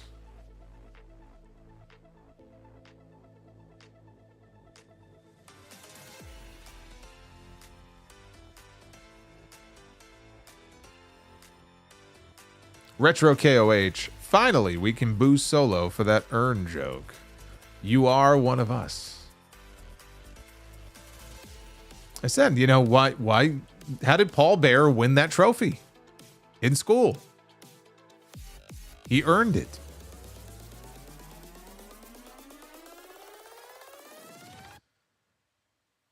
Matt Fisher, how long does it take a Boy Scout to earn his wrestling badge?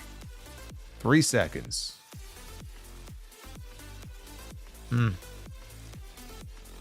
That's not a good one. Matt says AJ versus Becky at WrestleMania 41. Hey, look, I'm just putting the idea out there. I'm not making any prediction about that. I don't think that's going to happen, but I'm just saying there may have been a reason for that tonight, and then it could be what brings her out of retirement.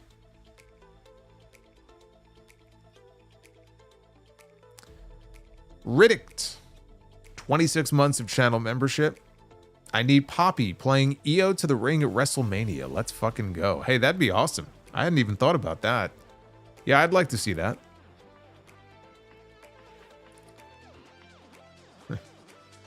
Aaron Tucker with a $9.99. I'm happy for EO. You can see on her face after the match how happy she was. Love how she did damage control member moves. Might have to get tickets to Raw next Monday since I am in New York. Yes. I don't know how many tickets they have already sold, but they are in Madison Square. Well, they're in Madison Square Garden on Monday. And then NXT Roadblock is at the theater in Madison Square Garden, which is right next door, the next day. So it's kind of like back-to-back nights at the Garden in a way.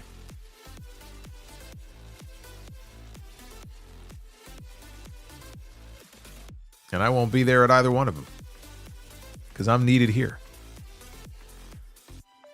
Aaron Tucker, one more. Keep up the good work. You get me through work and workouts and hours of gaming. Whatever helps you pass the time, Aaron. I'm here. I'm always here. Number one, Almost Sapien with a $20 super chat. Cena needs to get the ultimate bodyguard to beat down Cody and soften him up. A former champion in WWE and Japan. Are you talking about Tonga Loa? He's hurt at the moment, unfortunately. He says the largest roadblock he can find, Omos.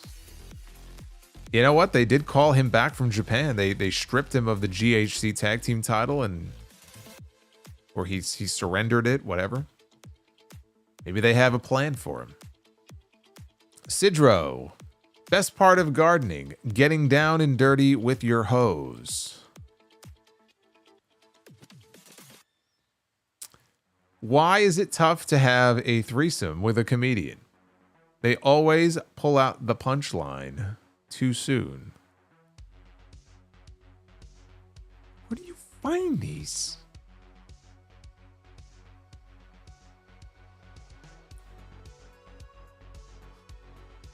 Have I seen the price? Oh, for WrestleMania, the price? Yeah, I have seen the prices for WrestleMania. I have. That's why I'm in no great... I honestly, I'd be more interested just in going just for the festivities during the week and everything. I don't even need to actually be at Mania itself. Reza says, The Rock only wants Roman for WrestleMania.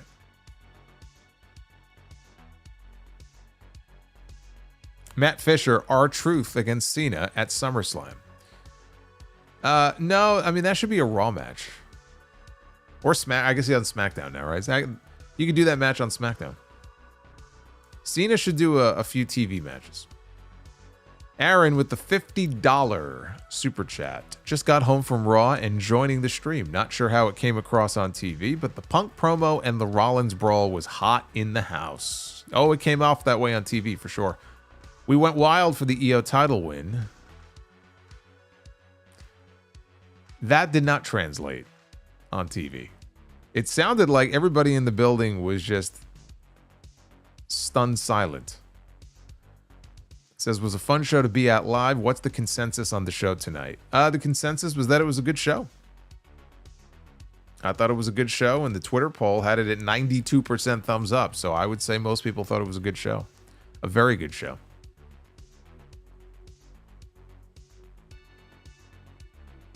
I see the timer, by the way, on the on the Super Chat goal. The timer is down to 2.5 minutes. I don't know how many more we need. I think one more, I think. So just be aware of that for the bonus Be the Booker. William Valencia with the $20. Hey, Solo, I'm looking at a possible 10-man tag between New Day and American Made against LWO and Penta at WrestleMania. This plays into the Chad Gable luchador story. I hope not. I don't want them just sticking everybody in a match like that. You got 2 nights. If you had one night, I can understand it. It's like we only have so many spots for matches. I don't want to see Penta just shoved into a 10-man tag.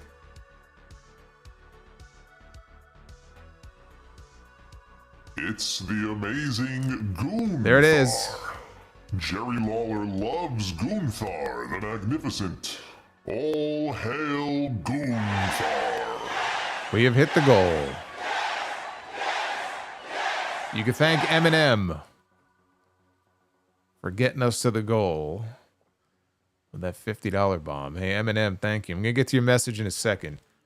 Uffman Entertainment. They also announced that whoever wins the Women's Royal Rumble goes to the main event of WrestleMania. So... Oh, well, yeah, as far as Gunther and Jey Uso. Yeah, I mean, that's what they say. Charlotte Flair and Tiffany Stratton are not main eventing WrestleMania, so you are right about that. Everybody gets a main event. You get a main event, I get a main event. I mean, I am the main event, but everybody gets a main event. It's the amazing Gunther. You get a Gunther, you get a Gunther, you get a Gunther. Gunther the Magnificent. I get a Gunther. All hail Gunther. I think I've gotten 4 of them tonight. I love me some Gunther. Jake. Wake up the neighborhood, Jake. Thank you. I love seeing that guy on my screen.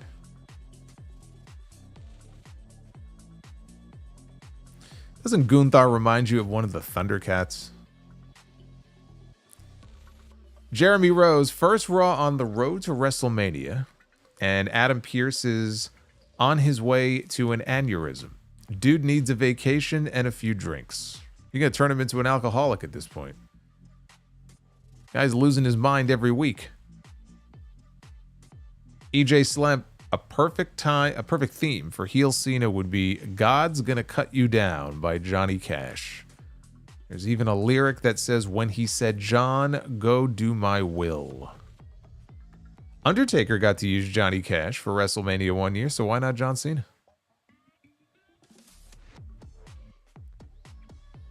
Rarely even. Aleister Black against Demon Balor would cook. I could not possibly care any less about Demon Balor. Just do Aleister Black and Finn Balor.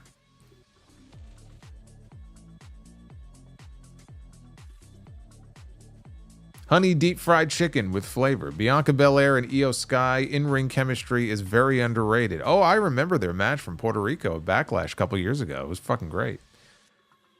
Deep down, this chicken here won't be mad if either one of them loses at WrestleMania.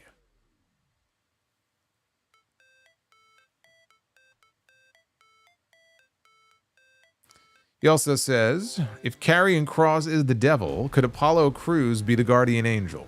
Both wrestlers are using the Just Joe gimmick. Yeah, I guess Apollo was kind of doing the same thing on SmackDown before he got hurt. He's not going to be doing anything for a while, though, unfortunately. He tore his pec, so he's going to be gone for a while. And I think all that might just be forgotten about by the time he comes back.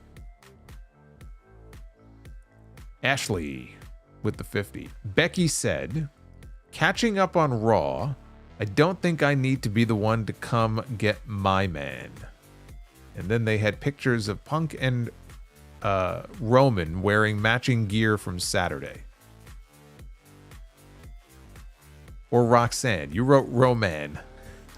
Okay, maybe she meant Roxanne. She's deleted it, but I screen grabbed it. So Becky did tweet. Interesting. I'm telling you, there's something cooking there. There's something cooking there. Honey Deep Fried Chicken, if only Chris Rock and Will Smith brawl like Seth Rollins and CM Punk did tonight on Monday Night Raw. Keep my wife's name out your fucking mouth.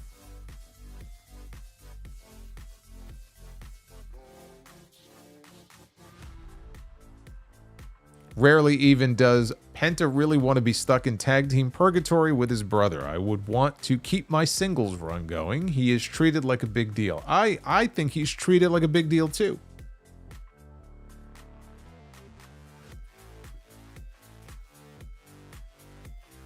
Absolutely. But just because they do a Lucha Brothers run doesn't mean you can't still do Penta, having singles matches. Or even Rey Fenix having singles matches. Penta's got a good thing going, though. I would be a little concerned also about doing anything to disrupt that, but I just feel like he is in a better position to succeed as a single where Rey Fenix may not be as successful. So it might be for the better to put them together, and Penta could still have his singles run. No one is saying he can't have his singles run. Base Bearer says Kanye would have been way better than Travis. Is today opposite day? Are you saying the opposite of what's true? Because that would have been fucking terrible. Keep him off my fucking TV. Jeremy Rose, so Penta offers Rey some help against the New Day. But it's Phoenix because Penta is busy in his singles quest for Intercontinental Gold. I think there's an IC multi-man match. Yeah, I'm thinking a multi-man match is probably what we're going to get. Don't know if Penta's going to be in it, but we'll probably get a multi-man match. Sidro says, Gable segment, unfitting camera cut by Lee Fitting. I think that's your worst one yet. The Dapper Doctor. I know Cena just turned heel, but just for shits and giggles, how would you book the Cena redemption arc? Let me map it all out for you right now. He wins the championship as a heel, has a run with it for a number of months, loses it, comes to realize the error of his ways when The Rock gives him shit for it, and has to earn the trust and faith of the fans back. The exact steps you take to get there, the exact matches he has en route to getting there, I can't map them out in 10 seconds here, but I said it on Saturday. There is a redemption arc that will play itself out before this year is over. That story will need to be told.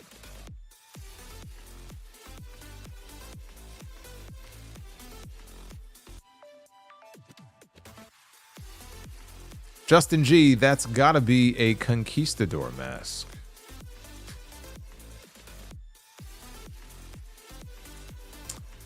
Hugh, our friend Hugh G-Rection is here. Which female performer from WWF did little spotty teenage Solomonster desecrate most socks, imagining as his lead lady in the home movie in his head? That was a weird way that you phrased that. I struggled mightily trying to get through that without stumbling over my words because it was just written so poorly. Sorry, it was. I didn't desecrate anybody. I treated them all with great respect, but I had a thing for, I'm ashamed to say it now, Sunny was quite a looker back in her day. And Trish Stratus, I mean, of course, Trish Stratus is at the top of the list as well. And I'm not going to lie, Marlena.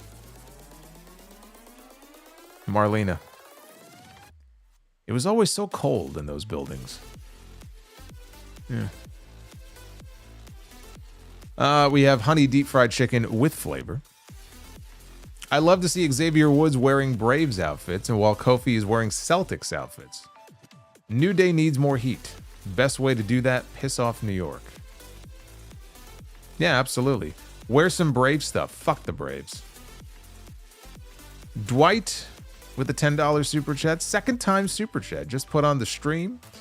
and was listening to the Punk segment. I'm a parallel universe. The shit talking towards Rock and Cena is smoke and mirrors.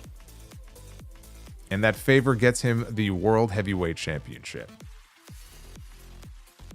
Well, we gotta figure out how to square that circle then, because if The Rock is the final boss, and he's everybody's boss, and he's the boss of everything, why would he allow that?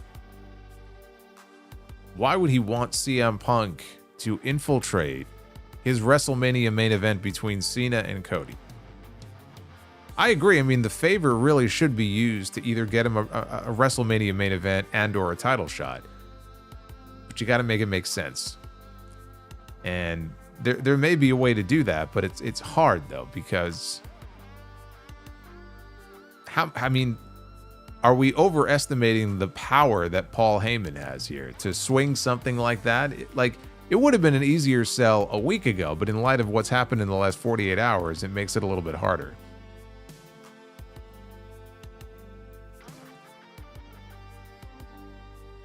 Nick Grasso. I'm very happy for Io. She is my favorite women's wrestler, but they better not have her hand the belt back to Rhea before WrestleMania. That would be terrible, because Io deserves to be involved at Mania.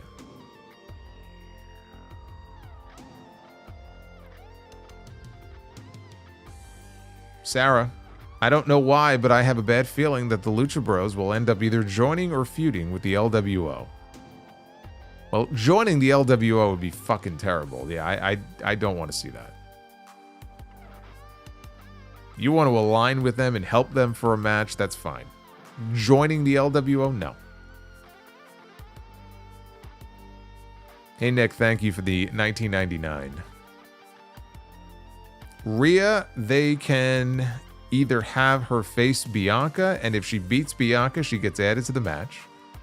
Or they can do what they did with HBK, Benoit, and Triple H in 2004. Or maybe Becky comes back and that is Rhea's WrestleMania match. Yeah, no, I mean, I mentioned that before, but I don't want to see that. Rhea's going to be in the championship match. Rhea will be added to the championship match. If any WWE superstar wants to curse and swear on the mic on Netflix, I would make them pay it out of their pockets. F words, $25,000 for 2 and $50,000 for 5. Boy, you'd be a real fun person to work for. I wouldn't want to work for you. You can't be the boss of me. Arabian Knight says, was thinking how this NXT mercenary group could get rolling. What if Matt Cardona returned to lead them in Rex Shop? He would inject life into the shallow men's division. I think Cardona would do well, actually, in NXT right now, more so than the main roster. But this new mercenary group, yeah, I'm going to have to see more from them. I don't really care right now. It's not grabbing me. I don't really care. I enjoyed NXT this week. I don't think I even mentioned them at all in my review because I just don't care. Have the best moveset. This journey called life. Why did the writers have Rhea lose? She's top tier. Yes, she is top tier. And she's going to end up in the championship match at WrestleMania. You just got to wait. She will be in the match. She's not going anywhere. Jeremy Rose, so Io losing the title 2 years in a row at WrestleMania. You know what? Don't jump to conclusions. I can envision if it ends up being a triple threat match, I could almost see Rhea and Bianca, who now have real beef coming out of tonight's show, going at each other, and it ends up costing them, and Io squeaks out a win. If Io goes into WrestleMania as the champion, it is by no means a foregone conclusion that she's going to lose. Not at all. Aaron with a $20 super chat. Just watched the finish to Rhea and Io on Netflix. Crowd on TV was definitely shocked.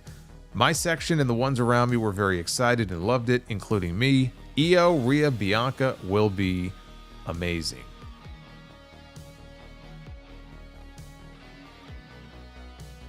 Deep fried chicken with flavor. It's Rhea Ripley's own fault. Bianca just wanted a clean finish and did not want Io to lose via countdown. Well, he's count out, you mean. Rhea pulled a Walter White. Look, I said what I said before. Rhea Ripley was a blithering idiot on this show. What she did made absolutely no sense. She deserved to lose her title. She has nobody to blame but herself.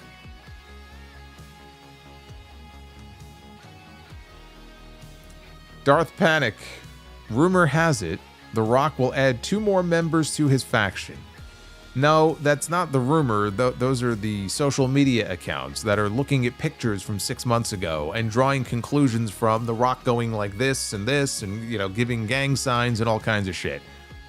No reputable source is talking about there being more members added. There could be. There could be a third man. But that's just social media accounts that peddle this nonsense, and there is nothing behind it at all that I would consider solid. So, right now, I don't put too much stock into it. Is it possible? Sure, it's possible. And people can have discussions about who they think that third person should be, but I see nothing credible to indicate that that's the case. Honey Deep Fried Chicken says, Optimus Prime wants you to hit that like button and subscribe to this channel. Megatron on the other... Well, fuck Megatron.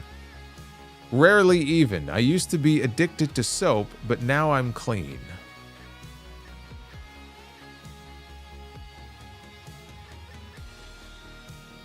Brandon Vasquez, why is 69 afraid of 70? Because they once had a fight and 71.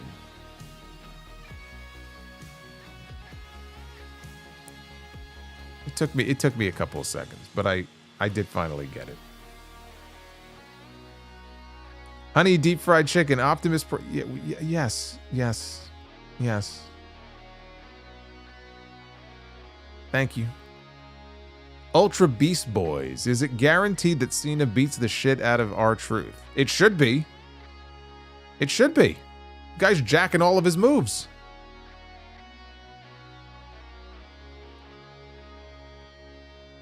Alex with the 10. Says Cody needs to come out this Friday even more pissed off than Punk was tonight. No smiles, no high fives, no autographs, no whoa. He needs to be a babyface Homelander.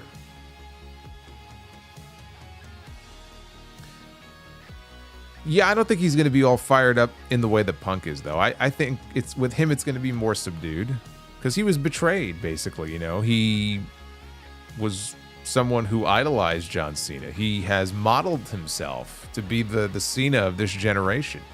So I think with him, it'll be more, you know, betrayal, maybe like a subdued anger. I don't think he's coming out and jumping on the announce desk and dropping bombs on people. But yeah, he should not be coming out and smiling and doing the whoa and all that. That I agree with. Holiday says, with Io winning, it brings a sense of unpredictability to the women's world title match at WrestleMania. Rhea will be added, making it a triple threat.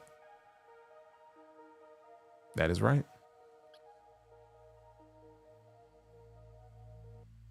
Devin says, will we get Cena versus Rock 3 this year? No. Retro KOH, John Cena should start the Break-A-Wish Foundation and punk out kids like Million Dollar Man did back in the day. When he kicked the basketball away from that kid. You know, he tells the story, if you believe him. DiBiase was at a rental car, like a rental counter at an airport somewhere. And he was trying to rent a car, and the man who was working behind the counter made a comment to him, and he looked at the guy and said, no way. And the guy said that he was the kid that he kicked the basketball away from. And he's like, what are the chances? What are the chances that I would run into this guy? So, I mean, that's what the guy evidently told DiBiase. It's the amazing Gunther. Was it really him? Jerry Lawler loves Gunther the Magnificent. All hail Gunther. Was it really him? Who knows, but it's a nice story. Hey, Aaron. Oh, my goodness. Aaron with a $50 super chat drop here at 1:20 a.m. I love it. I love it, man.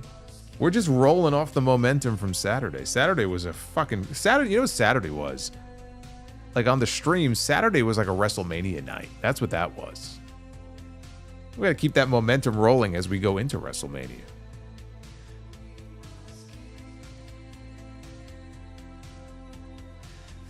Eminem with the 51. Cody and Rey Mysterio need to be a tag team. Everyone turns on them every time. If Bianca loses the match, either one-on-one or triple threat at WrestleMania, I see her attacking Jade and admitting that she was the one that attacked Cargill. Lucha Brothers at WrestleMania. Very possible. So would the logic then behind Bianca revealing that she was behind the Jade attack be that she just wanted out of the tag team to get back into singles and felt like she was being held down? Because Jade got taken out and Bianca stayed in a fucking team. She just went with somebody else. So it kind of, I don't know, to me it kills the logic a little bit if that's going to be the explanation. Or it could just be that Bianca just felt like she was being outshined by Jade. Jade was like the shiny new toy that came in and she was jealous. It could be as simple as that. Jealousy, man, it's a bitch. It could be just as simple as that. Daniyasu. I was excited for Rhea versus Bianca, but it's good to see Io get the title. Also, this is the CM Punk. The best moveset. He's got the best moveset. Only the best. He says, this is the CM Punk that I've been waiting for. That goosebumps mocking of The Rock is long overdue.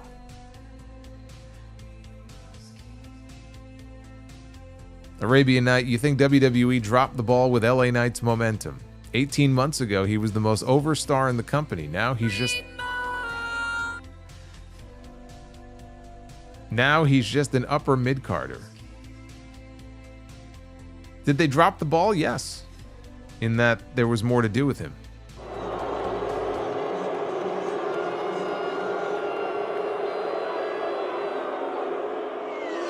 You suck. That's what LA Knight said to the writers. Maybe that's why his push got derailed. He spoke up, and it came back to bite him. Yeah, I mean, when he won the U.S. title, right? What do you remember about his run as U.S. champion, right? Nothing. I guarantee you don't remember a damn thing from it. You know why? Because they didn't put the effort into trying to come up with compelling opponents for him, so it fell flat. And ever since then, he hasn't done anything. So all of his momentum, he's still popular when he comes out, but it just feels like he's stalled. Not because the people don't like him, but because he's not doing anything interesting. That's on the company. Doesn't help that you have The Rock come back, and you know that just eats up so much oxygen that everyone's kind of focused on that. It takes attention away from everything else. You know, that didn't help. But if The Rock is coming back, you go with The Rock. Simple as that. You don't go with LA Knight, you go with The Rock.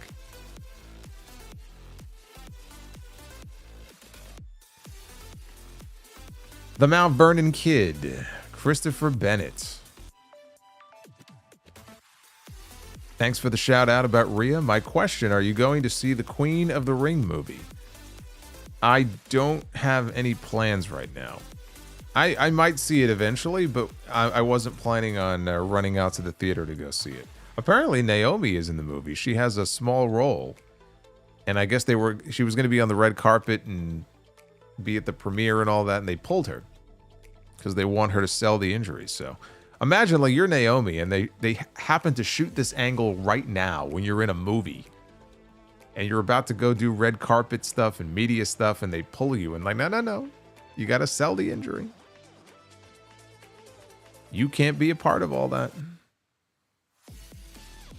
Eminem, signed, sealed, delivered. Double be the booker.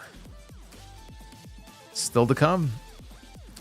Aaron with the 20. Roman Reigns went from being the focal point of the promotion to him not even being factored into the biggest story. Just shows how big Cody is right now. Cody is better than Roman. Ooh. That's gonna get some feedback right there. Honey deep fried chicken. Cody Rhodes will call Steve Austin, Shannon Sharp, and Vin Diesel for backup. All he needs to do is call Stone Cold. I just want them to make up for what we didn't get last year. I want to hear the glass shatter, and I want to see The Rock take one more ass over tea kettle stunner. That's all I ask. And I want to hear the pop, and I want to see everybody losing their minds when Austin marches down to the ring.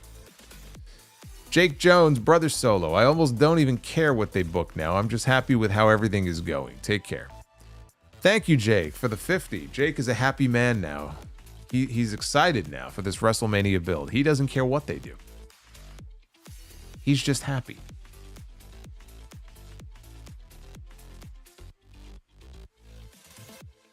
RDG. For those who got priced out of WrestleMania this year, they should do a watch party at the Sphere. Like they're going to pay for it. You think they give a shit? You know what would be cool, though? They showed... what the hell is the name of that place? It's some kind of... is it a restaurant? Like a bar and restaurant? I forgot the name of it, but it's got like a full screen view on a giant wall or a giant projector of the WWE events. And then like rows of people sitting there. They have one, I think, in Houston, and then they mentioned they have one maybe in California. I forgot the name of it. That looks really cool. Like, I feel like that would be a really cool experience to be in a place like that watching one of these PLEs with like a bunch of people on like the big screen. It's almost like the IMAX of WWE. That's what it is. COSM. COSM, yeah, in LA. That there's one also in Texas. I don't know if those are the only two places. That's very cool. That's a very cool experience. This journey called life. Cody needs Arn to come back and pull out the gat on the final boss and John Cena. Arn has to remind Cody to not allow them to take him out of his car. Yeah, you know what? If ever there was a time that Cody needed Arn, now's the time, man. Arn's got to pull out the Glock. It's gonna be it for that'll be it for Hobbs. He'll be done. Demetrius Hodge, with Triple H going into the Hall of Fame, what do you feel about China, X-Pac, and the Outlaws getting their own inductions? I think that they're all worthy of it. Not this year, though.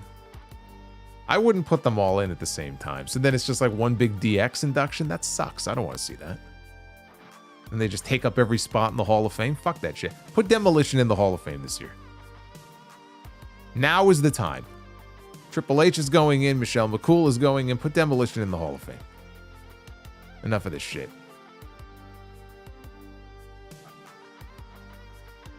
Aaron says, Night 1, Solomonster versus Hulk Hogan. If Solo wins, he faces 1992 Ric Flair on Night 2. Yeah, no thank you.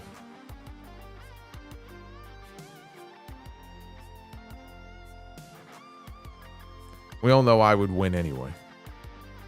Donnie Yasu, I hope Cena's redemption does not involve a thrice in a lifetime. No, I think we're done with that.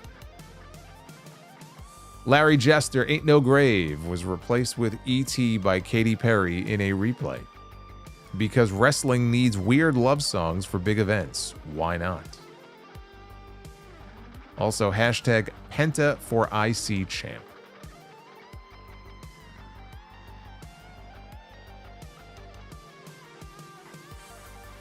Number 1, Homo Sapien.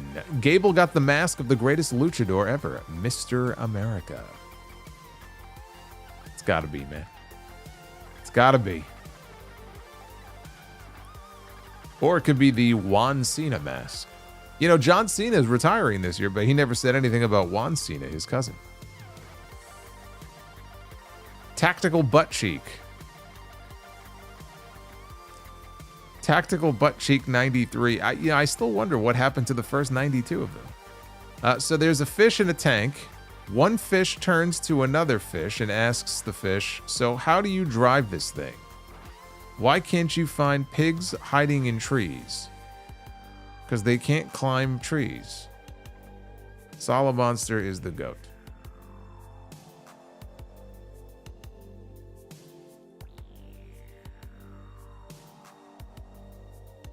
Duff's Vids. What's a rabbit's favorite music?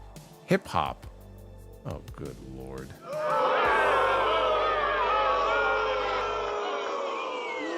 You suck. It's always that last part that gets me. It's just that one guy. King Nader.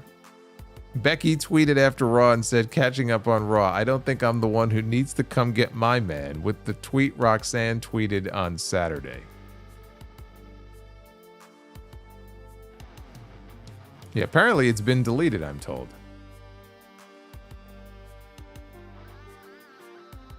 But once it's on the internet, it never dies. It's going to live there forever. We got Aaron. It's the amazing Oh. Gunther. Jerry Lawler loves Gunther the Magnificent.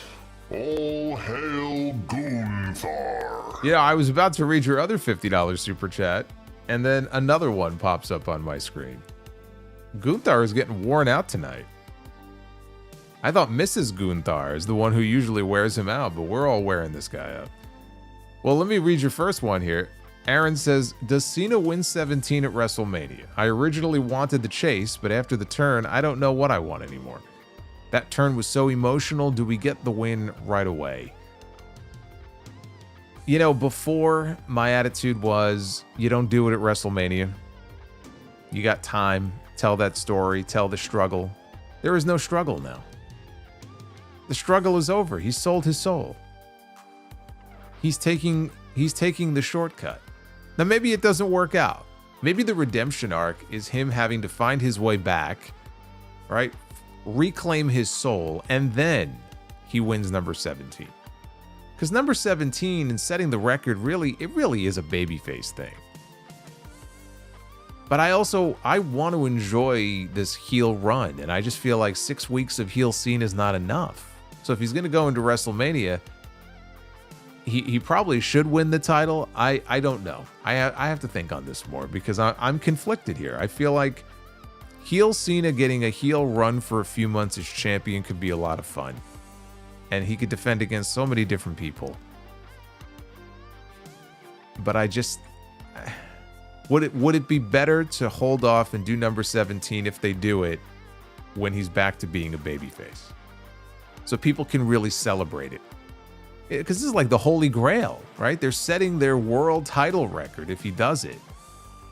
It would just be weird to do it and people are just booing him, you know? I don't know. I'm torn.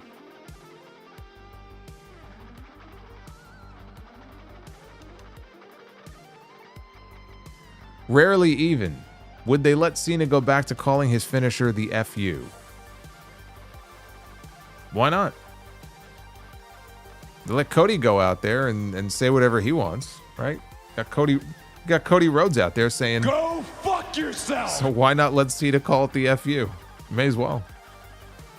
John says, how would you feel if Cena came out in 2 weeks with a be lazy, disloyalty, and disrespect shirt? I would love it. It's what I suggested earlier. And again, he could go around telling kids, just give up.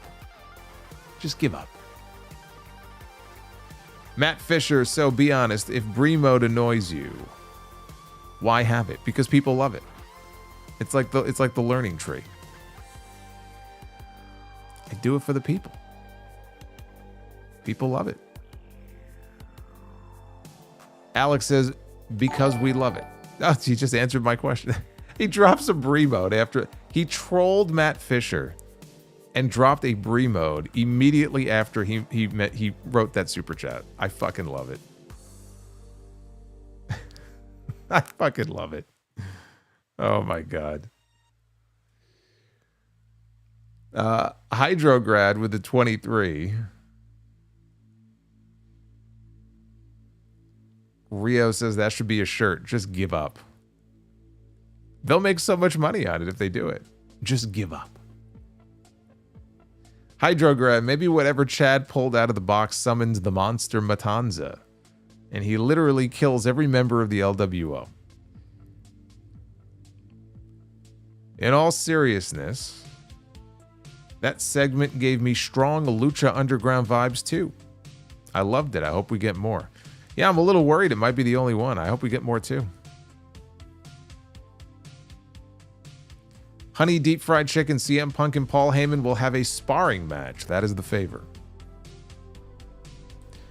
It'd be kind of funny if the favor is just like, I want a steak dinner, and he just takes him out to dinner or something.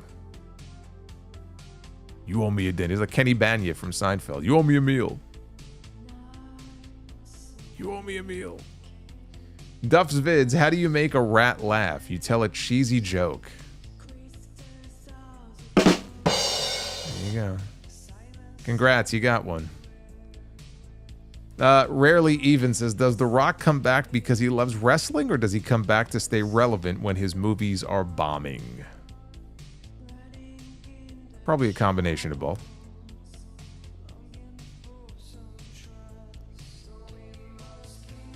Do you think AEW could let WWE borrow Dustin to help Cody at Mania? They could do whatever they want. If Tony Khan wanted to, he could do whatever he wanted.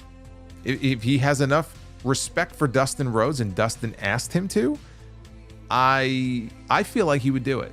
But I feel like Dustin would have to really ask and make it clear, like it's important to me that I be able to do this.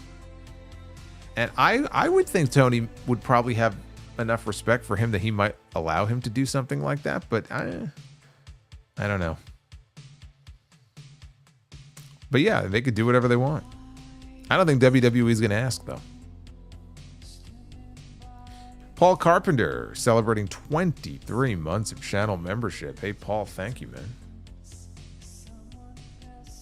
Steve Mello, the man, is writing in and says, imagine Cody accepted Rock's offer. Cena would be like, dude, I was supposed to go heel. It should have been me. Rock, well, this is awkward. Yeah, what would have happened if Cody accepted the offer? Cena would have been like, fuck, second time now. My heel turn has been foiled. Navy says, for his return, Cena should sport a salmon jacket. It'd be funny if we get Cena back on TV in a couple of weeks, and he's like, now as part of this heel turn, he's like, yeah, all that shit about me retiring this year, I lied. Fuck off. I still got a lot left in the tank. I got at least 3 years left. You're not getting rid of me that easily. He could say it was all just part of the ruse. He could say, like, it goes back to the moment that he announced that he was going to be retiring. He knew then. Like, it was like their master plan. Fool people into thinking that he was going to retire. So they buy tickets to all of these shows that are supposed to be his last and get everybody's money, and then turn around and point and laugh and say, yeah, I'm not going anywhere. The ultimate heel move.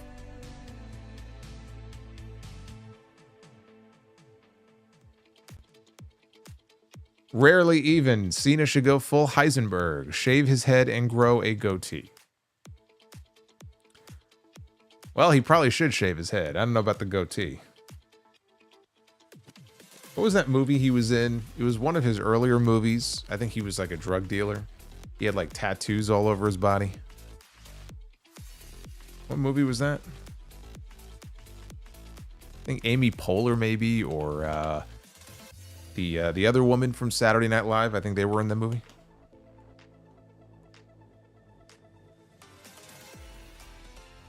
Honey Deep Fried Chicken, The Rock's next move, going to Georgia and taking Pharaoh.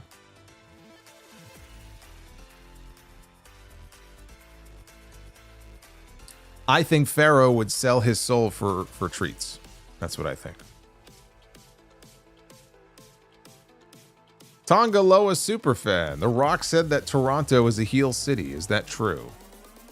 I don't think so. I don't know if Toronto being a heel city. I know Toronto is a Hogan city, so I guess if they're a Hogan city, then sure, yeah, they're a heel city. This journey called life. Can Cody please beat the brakes off of Travis Scott? I don't even know if we're going to see him again. Might have been a one-off. Trainwreck. Maybe that was the movie, Trainwreck. That sounds about right. It was a minor role. I mean, he wasn't in the movie for very long, but I remember him being a drug dealer, I think, in that movie. Or a drug pusher. Creflo. 14 months of membership. Cody should have said to The Rock what The Rock said to him. Off is the direction that you can fuck.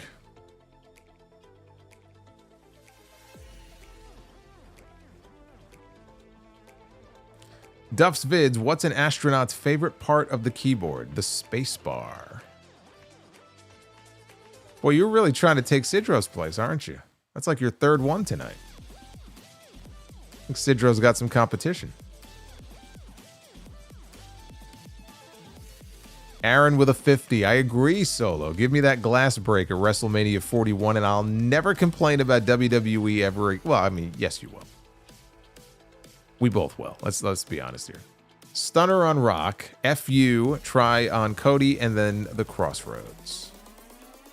Can you imagine, though? Just imagine the reaction as soon as the glass hits and he comes marching down that aisle. And the Rock's eyes are like bugging out of his head.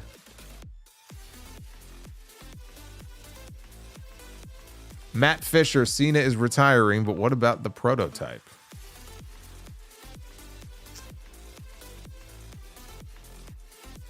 Rarely Even, what did the mermaid wear to her math class?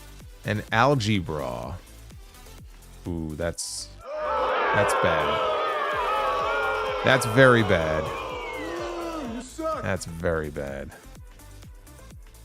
Hydrograd, actually, maybe Chad pulls out Mil Mascaras' mask and wears it, giving him the ability to not job to anybody for the rest of his career. The power of Mil Mascaras' mask is so powerful that it prevents you from doing jobs. That's exactly what he needs. Wouldn't that be fucking hilarious if that's who he's looking for? He's searching for Mil Mascaras. He wants to know the secret. I'm tired of losing matches. Tell me, what do I need to do? It makes so much sense. That's exactly who he should be looking for. I just love him in the 1997 Royal Rumble. He wouldn't let anybody else eliminate him. So he jumped off the top rope and dove onto somebody on the floor outside to eliminate himself. That's Mil Mascaras. That's my favorite Mil Mascaras story.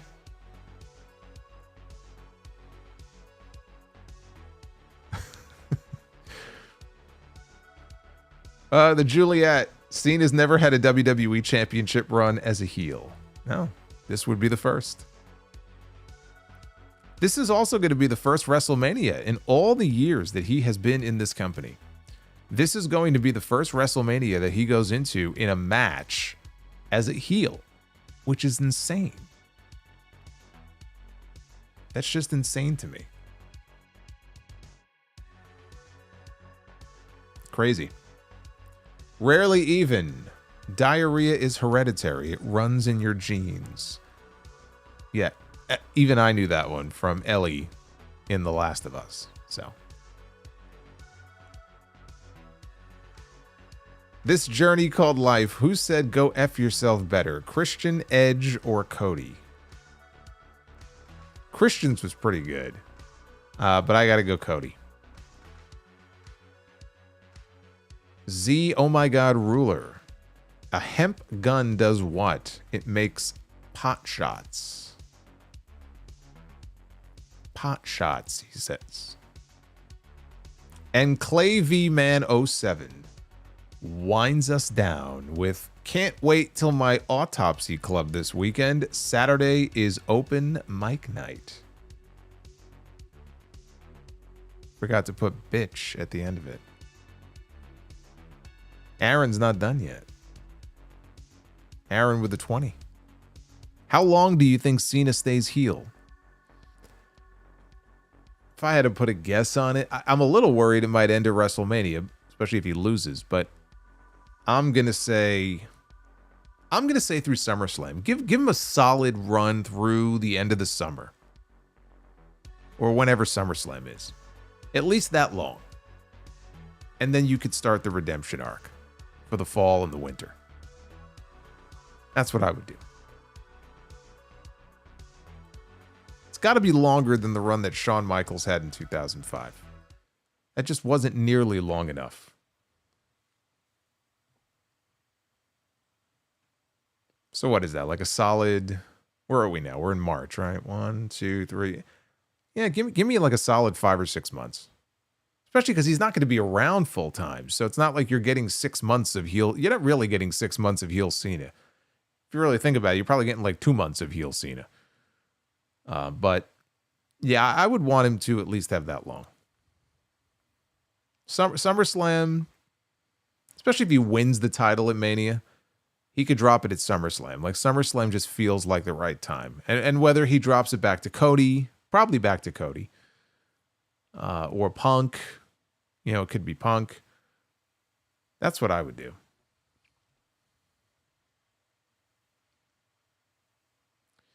All right, you guys have 2 rounds coming of Be the Booker because you absolutely crushed it tonight. So give yourselves a round of applause, everybody, please. My goodness. My goodness. Larry, who did laughing to Sirius better? What does that mean? Who did laughing to okay. I see what you're saying. Yeah. Austin could just like on a dime. He did that once in a segment with Coach on Raw where he was like laughing and then he just stopped. And it's like, oh, shit. Shit's about to go down now. I didn't know what you meant at first. OM2 cool. Will he stay heel if Austin returns at Mania? Yeah, well, it all depends on how it's done. I mean, if Austin shows up, I would think that it's to help Cody win. So if Cena fails, Rock's not going to like that very much. Could cause problems between them. Yeah, I hope so. I hope it doesn't just end at Mania. Aaron, thank you. He says, thank you, Solo. Thank you, Aaron. Aaron's been killing it tonight. All right, we got 2 rounds of Be the Booker coming. You guys earned it. Let's do it. Ladies and gentlemen, it is now time to be the Booker. This is round number 1 of Be the Booker. Aren't you excited? We've had some very interesting matches that we've booked over these last few days. I want a clean sweep. I got the button right here. I got the anthem. But only if we sweep. Ugh. We begin with the Mega Maniacs. Hulk Hogan and Brutus the Barber Beefcake. Who, now in this image here, this is prior to WrestleMania 9. I don't really have a whole lot to say about the match they had on that show, and I like Money Inc. The match these two had, though, in years before this, in the main event of SummerSlam in '89 against Savage and Zeus, is actually a very underrated match.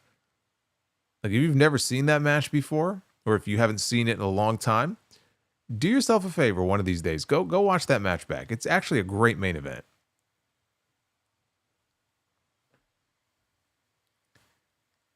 All right, so we got Hogan and Beefcake taking on the team of MVP and Matt Hardy, the former SmackDown Tag Team Champions.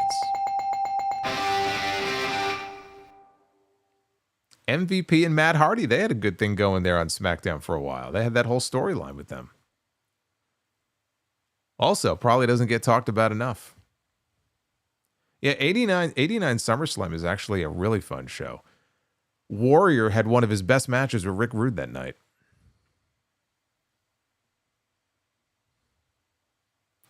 Women's Be the Booker. We begin with Dana Brooke, now going by Ash by Elegance in TNA.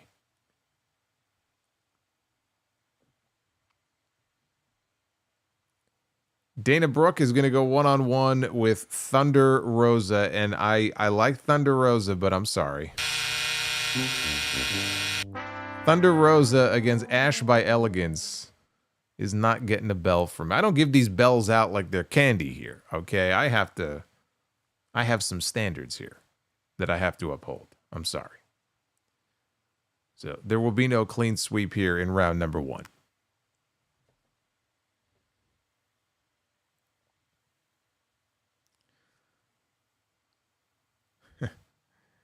All right, main event time. We have Darby Allin, who is only weeks away, I believe, from beginning his journey up Mount Everest. May God be with him. I hope we see him again one day.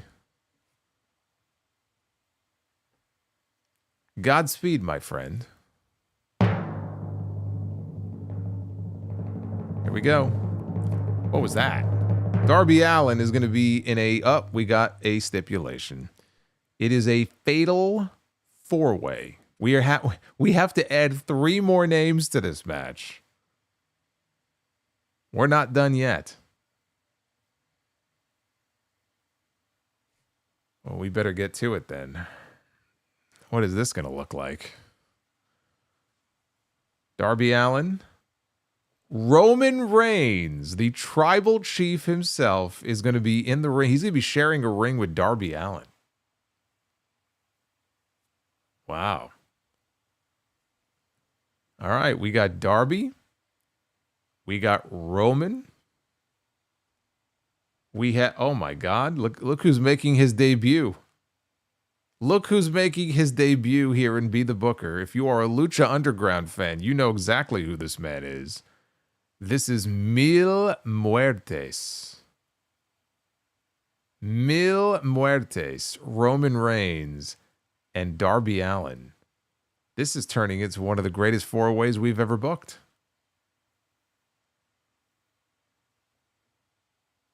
And the final entrant in the fatal 4-way match, Darby, Roman, Mil Muertes,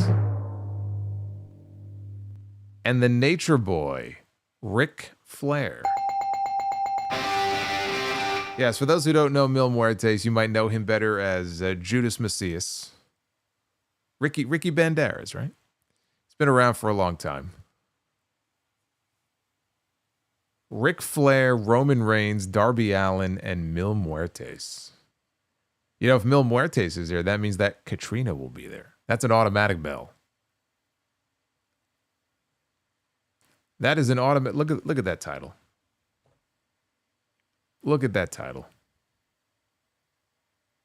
Double title match. Yeah, Roman had the title around his waist too. All right, well, that's a hell of a main event. Unfortunately, it was not a clean sweep, but we have a second round. So there's still time. We have a second round because you guys hit the goal. So we get to do it again, but this time we're going to add stipulations to make it interesting. So we'll begin with the tag team match. And we begin with a Molotov cocktail match, which is a real match. It is a real stipulation from the AEW Fight Forever game. It doesn't get any more Outlaw Mud Show than that. Molotov cocktail match. Okay. What teams are we going to be playing with here? You just throw Molotov cocktails at each other. I mean, what's not to like? What's not to like? We got the Shield, Roman Reigns and Seth Rollins. We've booked Roman Reigns now for the second time tonight. Roman Reigns and are you kidding me right now? Are you kidding? I'm giving this the bell. We have once again landed on the mega morons here. Hulk Hogan and Brutus Beefcake for the second time tonight. Hogan in a Molotov cocktail match. That's why I gave her the bell. Can you imagine Hogan in there trying to dodge Molotov cocktails? How great would that be? Hogging all the glory. Exactly. Exactly. Of course he is.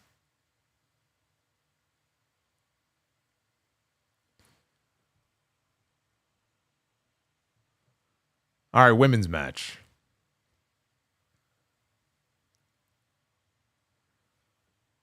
All right, we begin.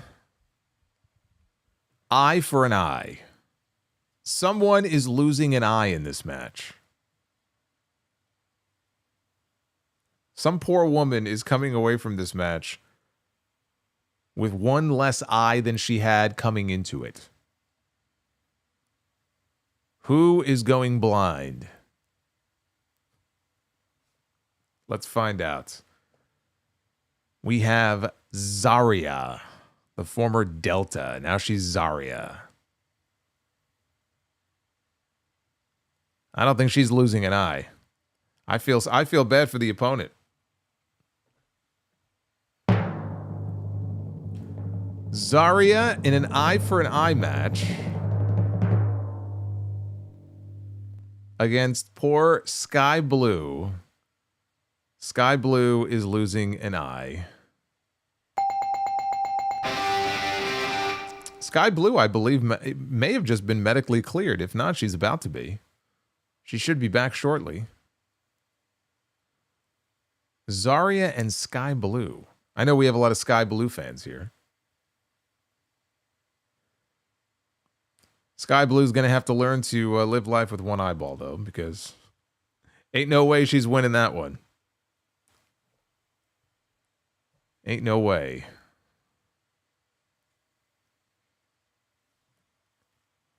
And this is it. It all comes down to this. Oh, jeez. Are you fucking kidding me with this guy? The third fucking time tonight. Hulk Hogan has graced our screen. This is now a Yappa Pie strap match. This man has showed up 3 times in this Be the Booker installment tonight. I don't believe this.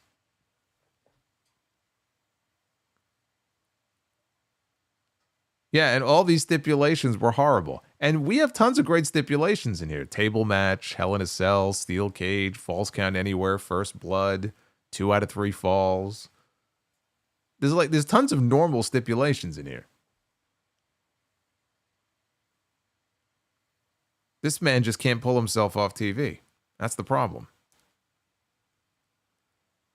Well, he's not in the match, as far as we know, but it is a Yappa Pie Indian strap match, which is a very special strap match. I don't know what's so special about it, but I know it's special. Randy Orton is one half of the Yappa Pie Indian strap match. If we land on Hogan, I'm ending the stream. I swear to God, if he is in this match against Randy Orton, I'm just going to end it. I'm just going to end it.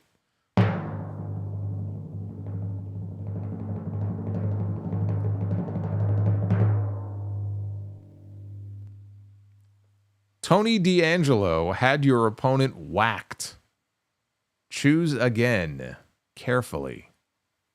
Hey, maybe Hogan was going to be the opponent, and Tony D'Angelo whacked him. So now we don't have to deal with him anymore. Well, we have to pick again now. The drama continues. It's just being prolonged. This is an emotional ride that we're on here. Randy Orton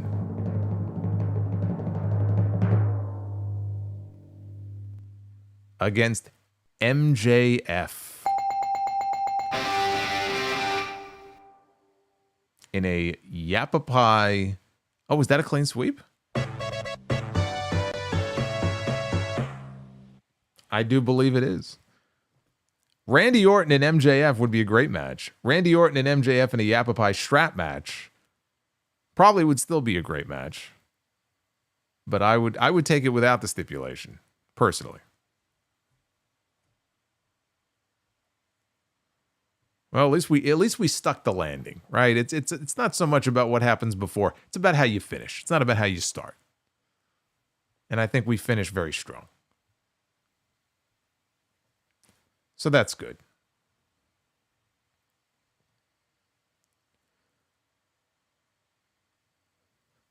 Run it again, see who Tony D whacked.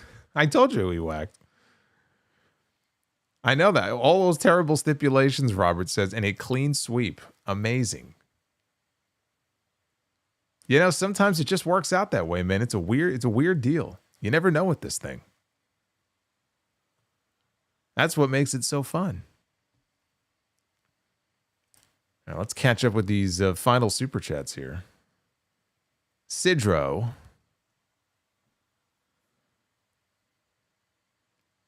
says, Hasselhoff started referring to himself as the Hoff. It's less of a hassle.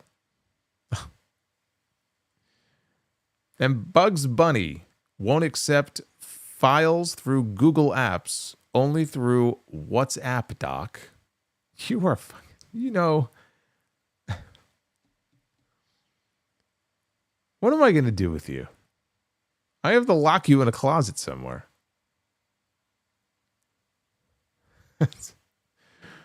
Aaron says, can Hogan off? Oh, come on now. Now, Tony D took care of it for him. Aaron is getting very dark here.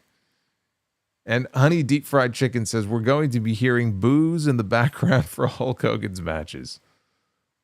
Yeah. Well, be lucky we didn't land on Tessa in Women's Be the Booker, or you'd be hearing something else during her matches.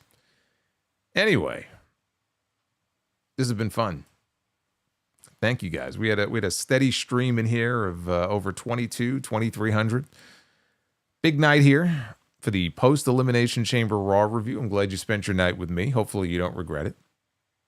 We do these multiple times every week, so come on back. In fact, the next time I'm going to be live here with you is going to be Wednesday. That is the final Dynamite before Revolution. And then Friday is going to be a big SmackDown because we're going to get Cody. We might get The Rock, Randy Orton. I'm expecting a big night on Friday night. And tomorrow night will be big too because I'll be chatting with JD on Tuesday Night Titans. We got a lot to talk about. So that's going to be probably one of the biggest episodes we've ever done, honestly. Tomorrow night on his channel. So a lot of content coming up this week. If you missed episode 903 of the podcast, please go ahead and make sure you check out that. Don't forget the Elimination Chamber review itself is up. If you want to hear me and my emotional reaction coming on the air live as soon as the show is over, talking about the big heel turn, it's all up there for you. We had a lot of fun with that stream as well. Some good shit. So be well. Stay safe. Have yourselves a great night. Hit that like button on your way out if you have not already done so. And I will be back here with you again on Wednesday night for the Dynamite post show. Until then, take care, guys.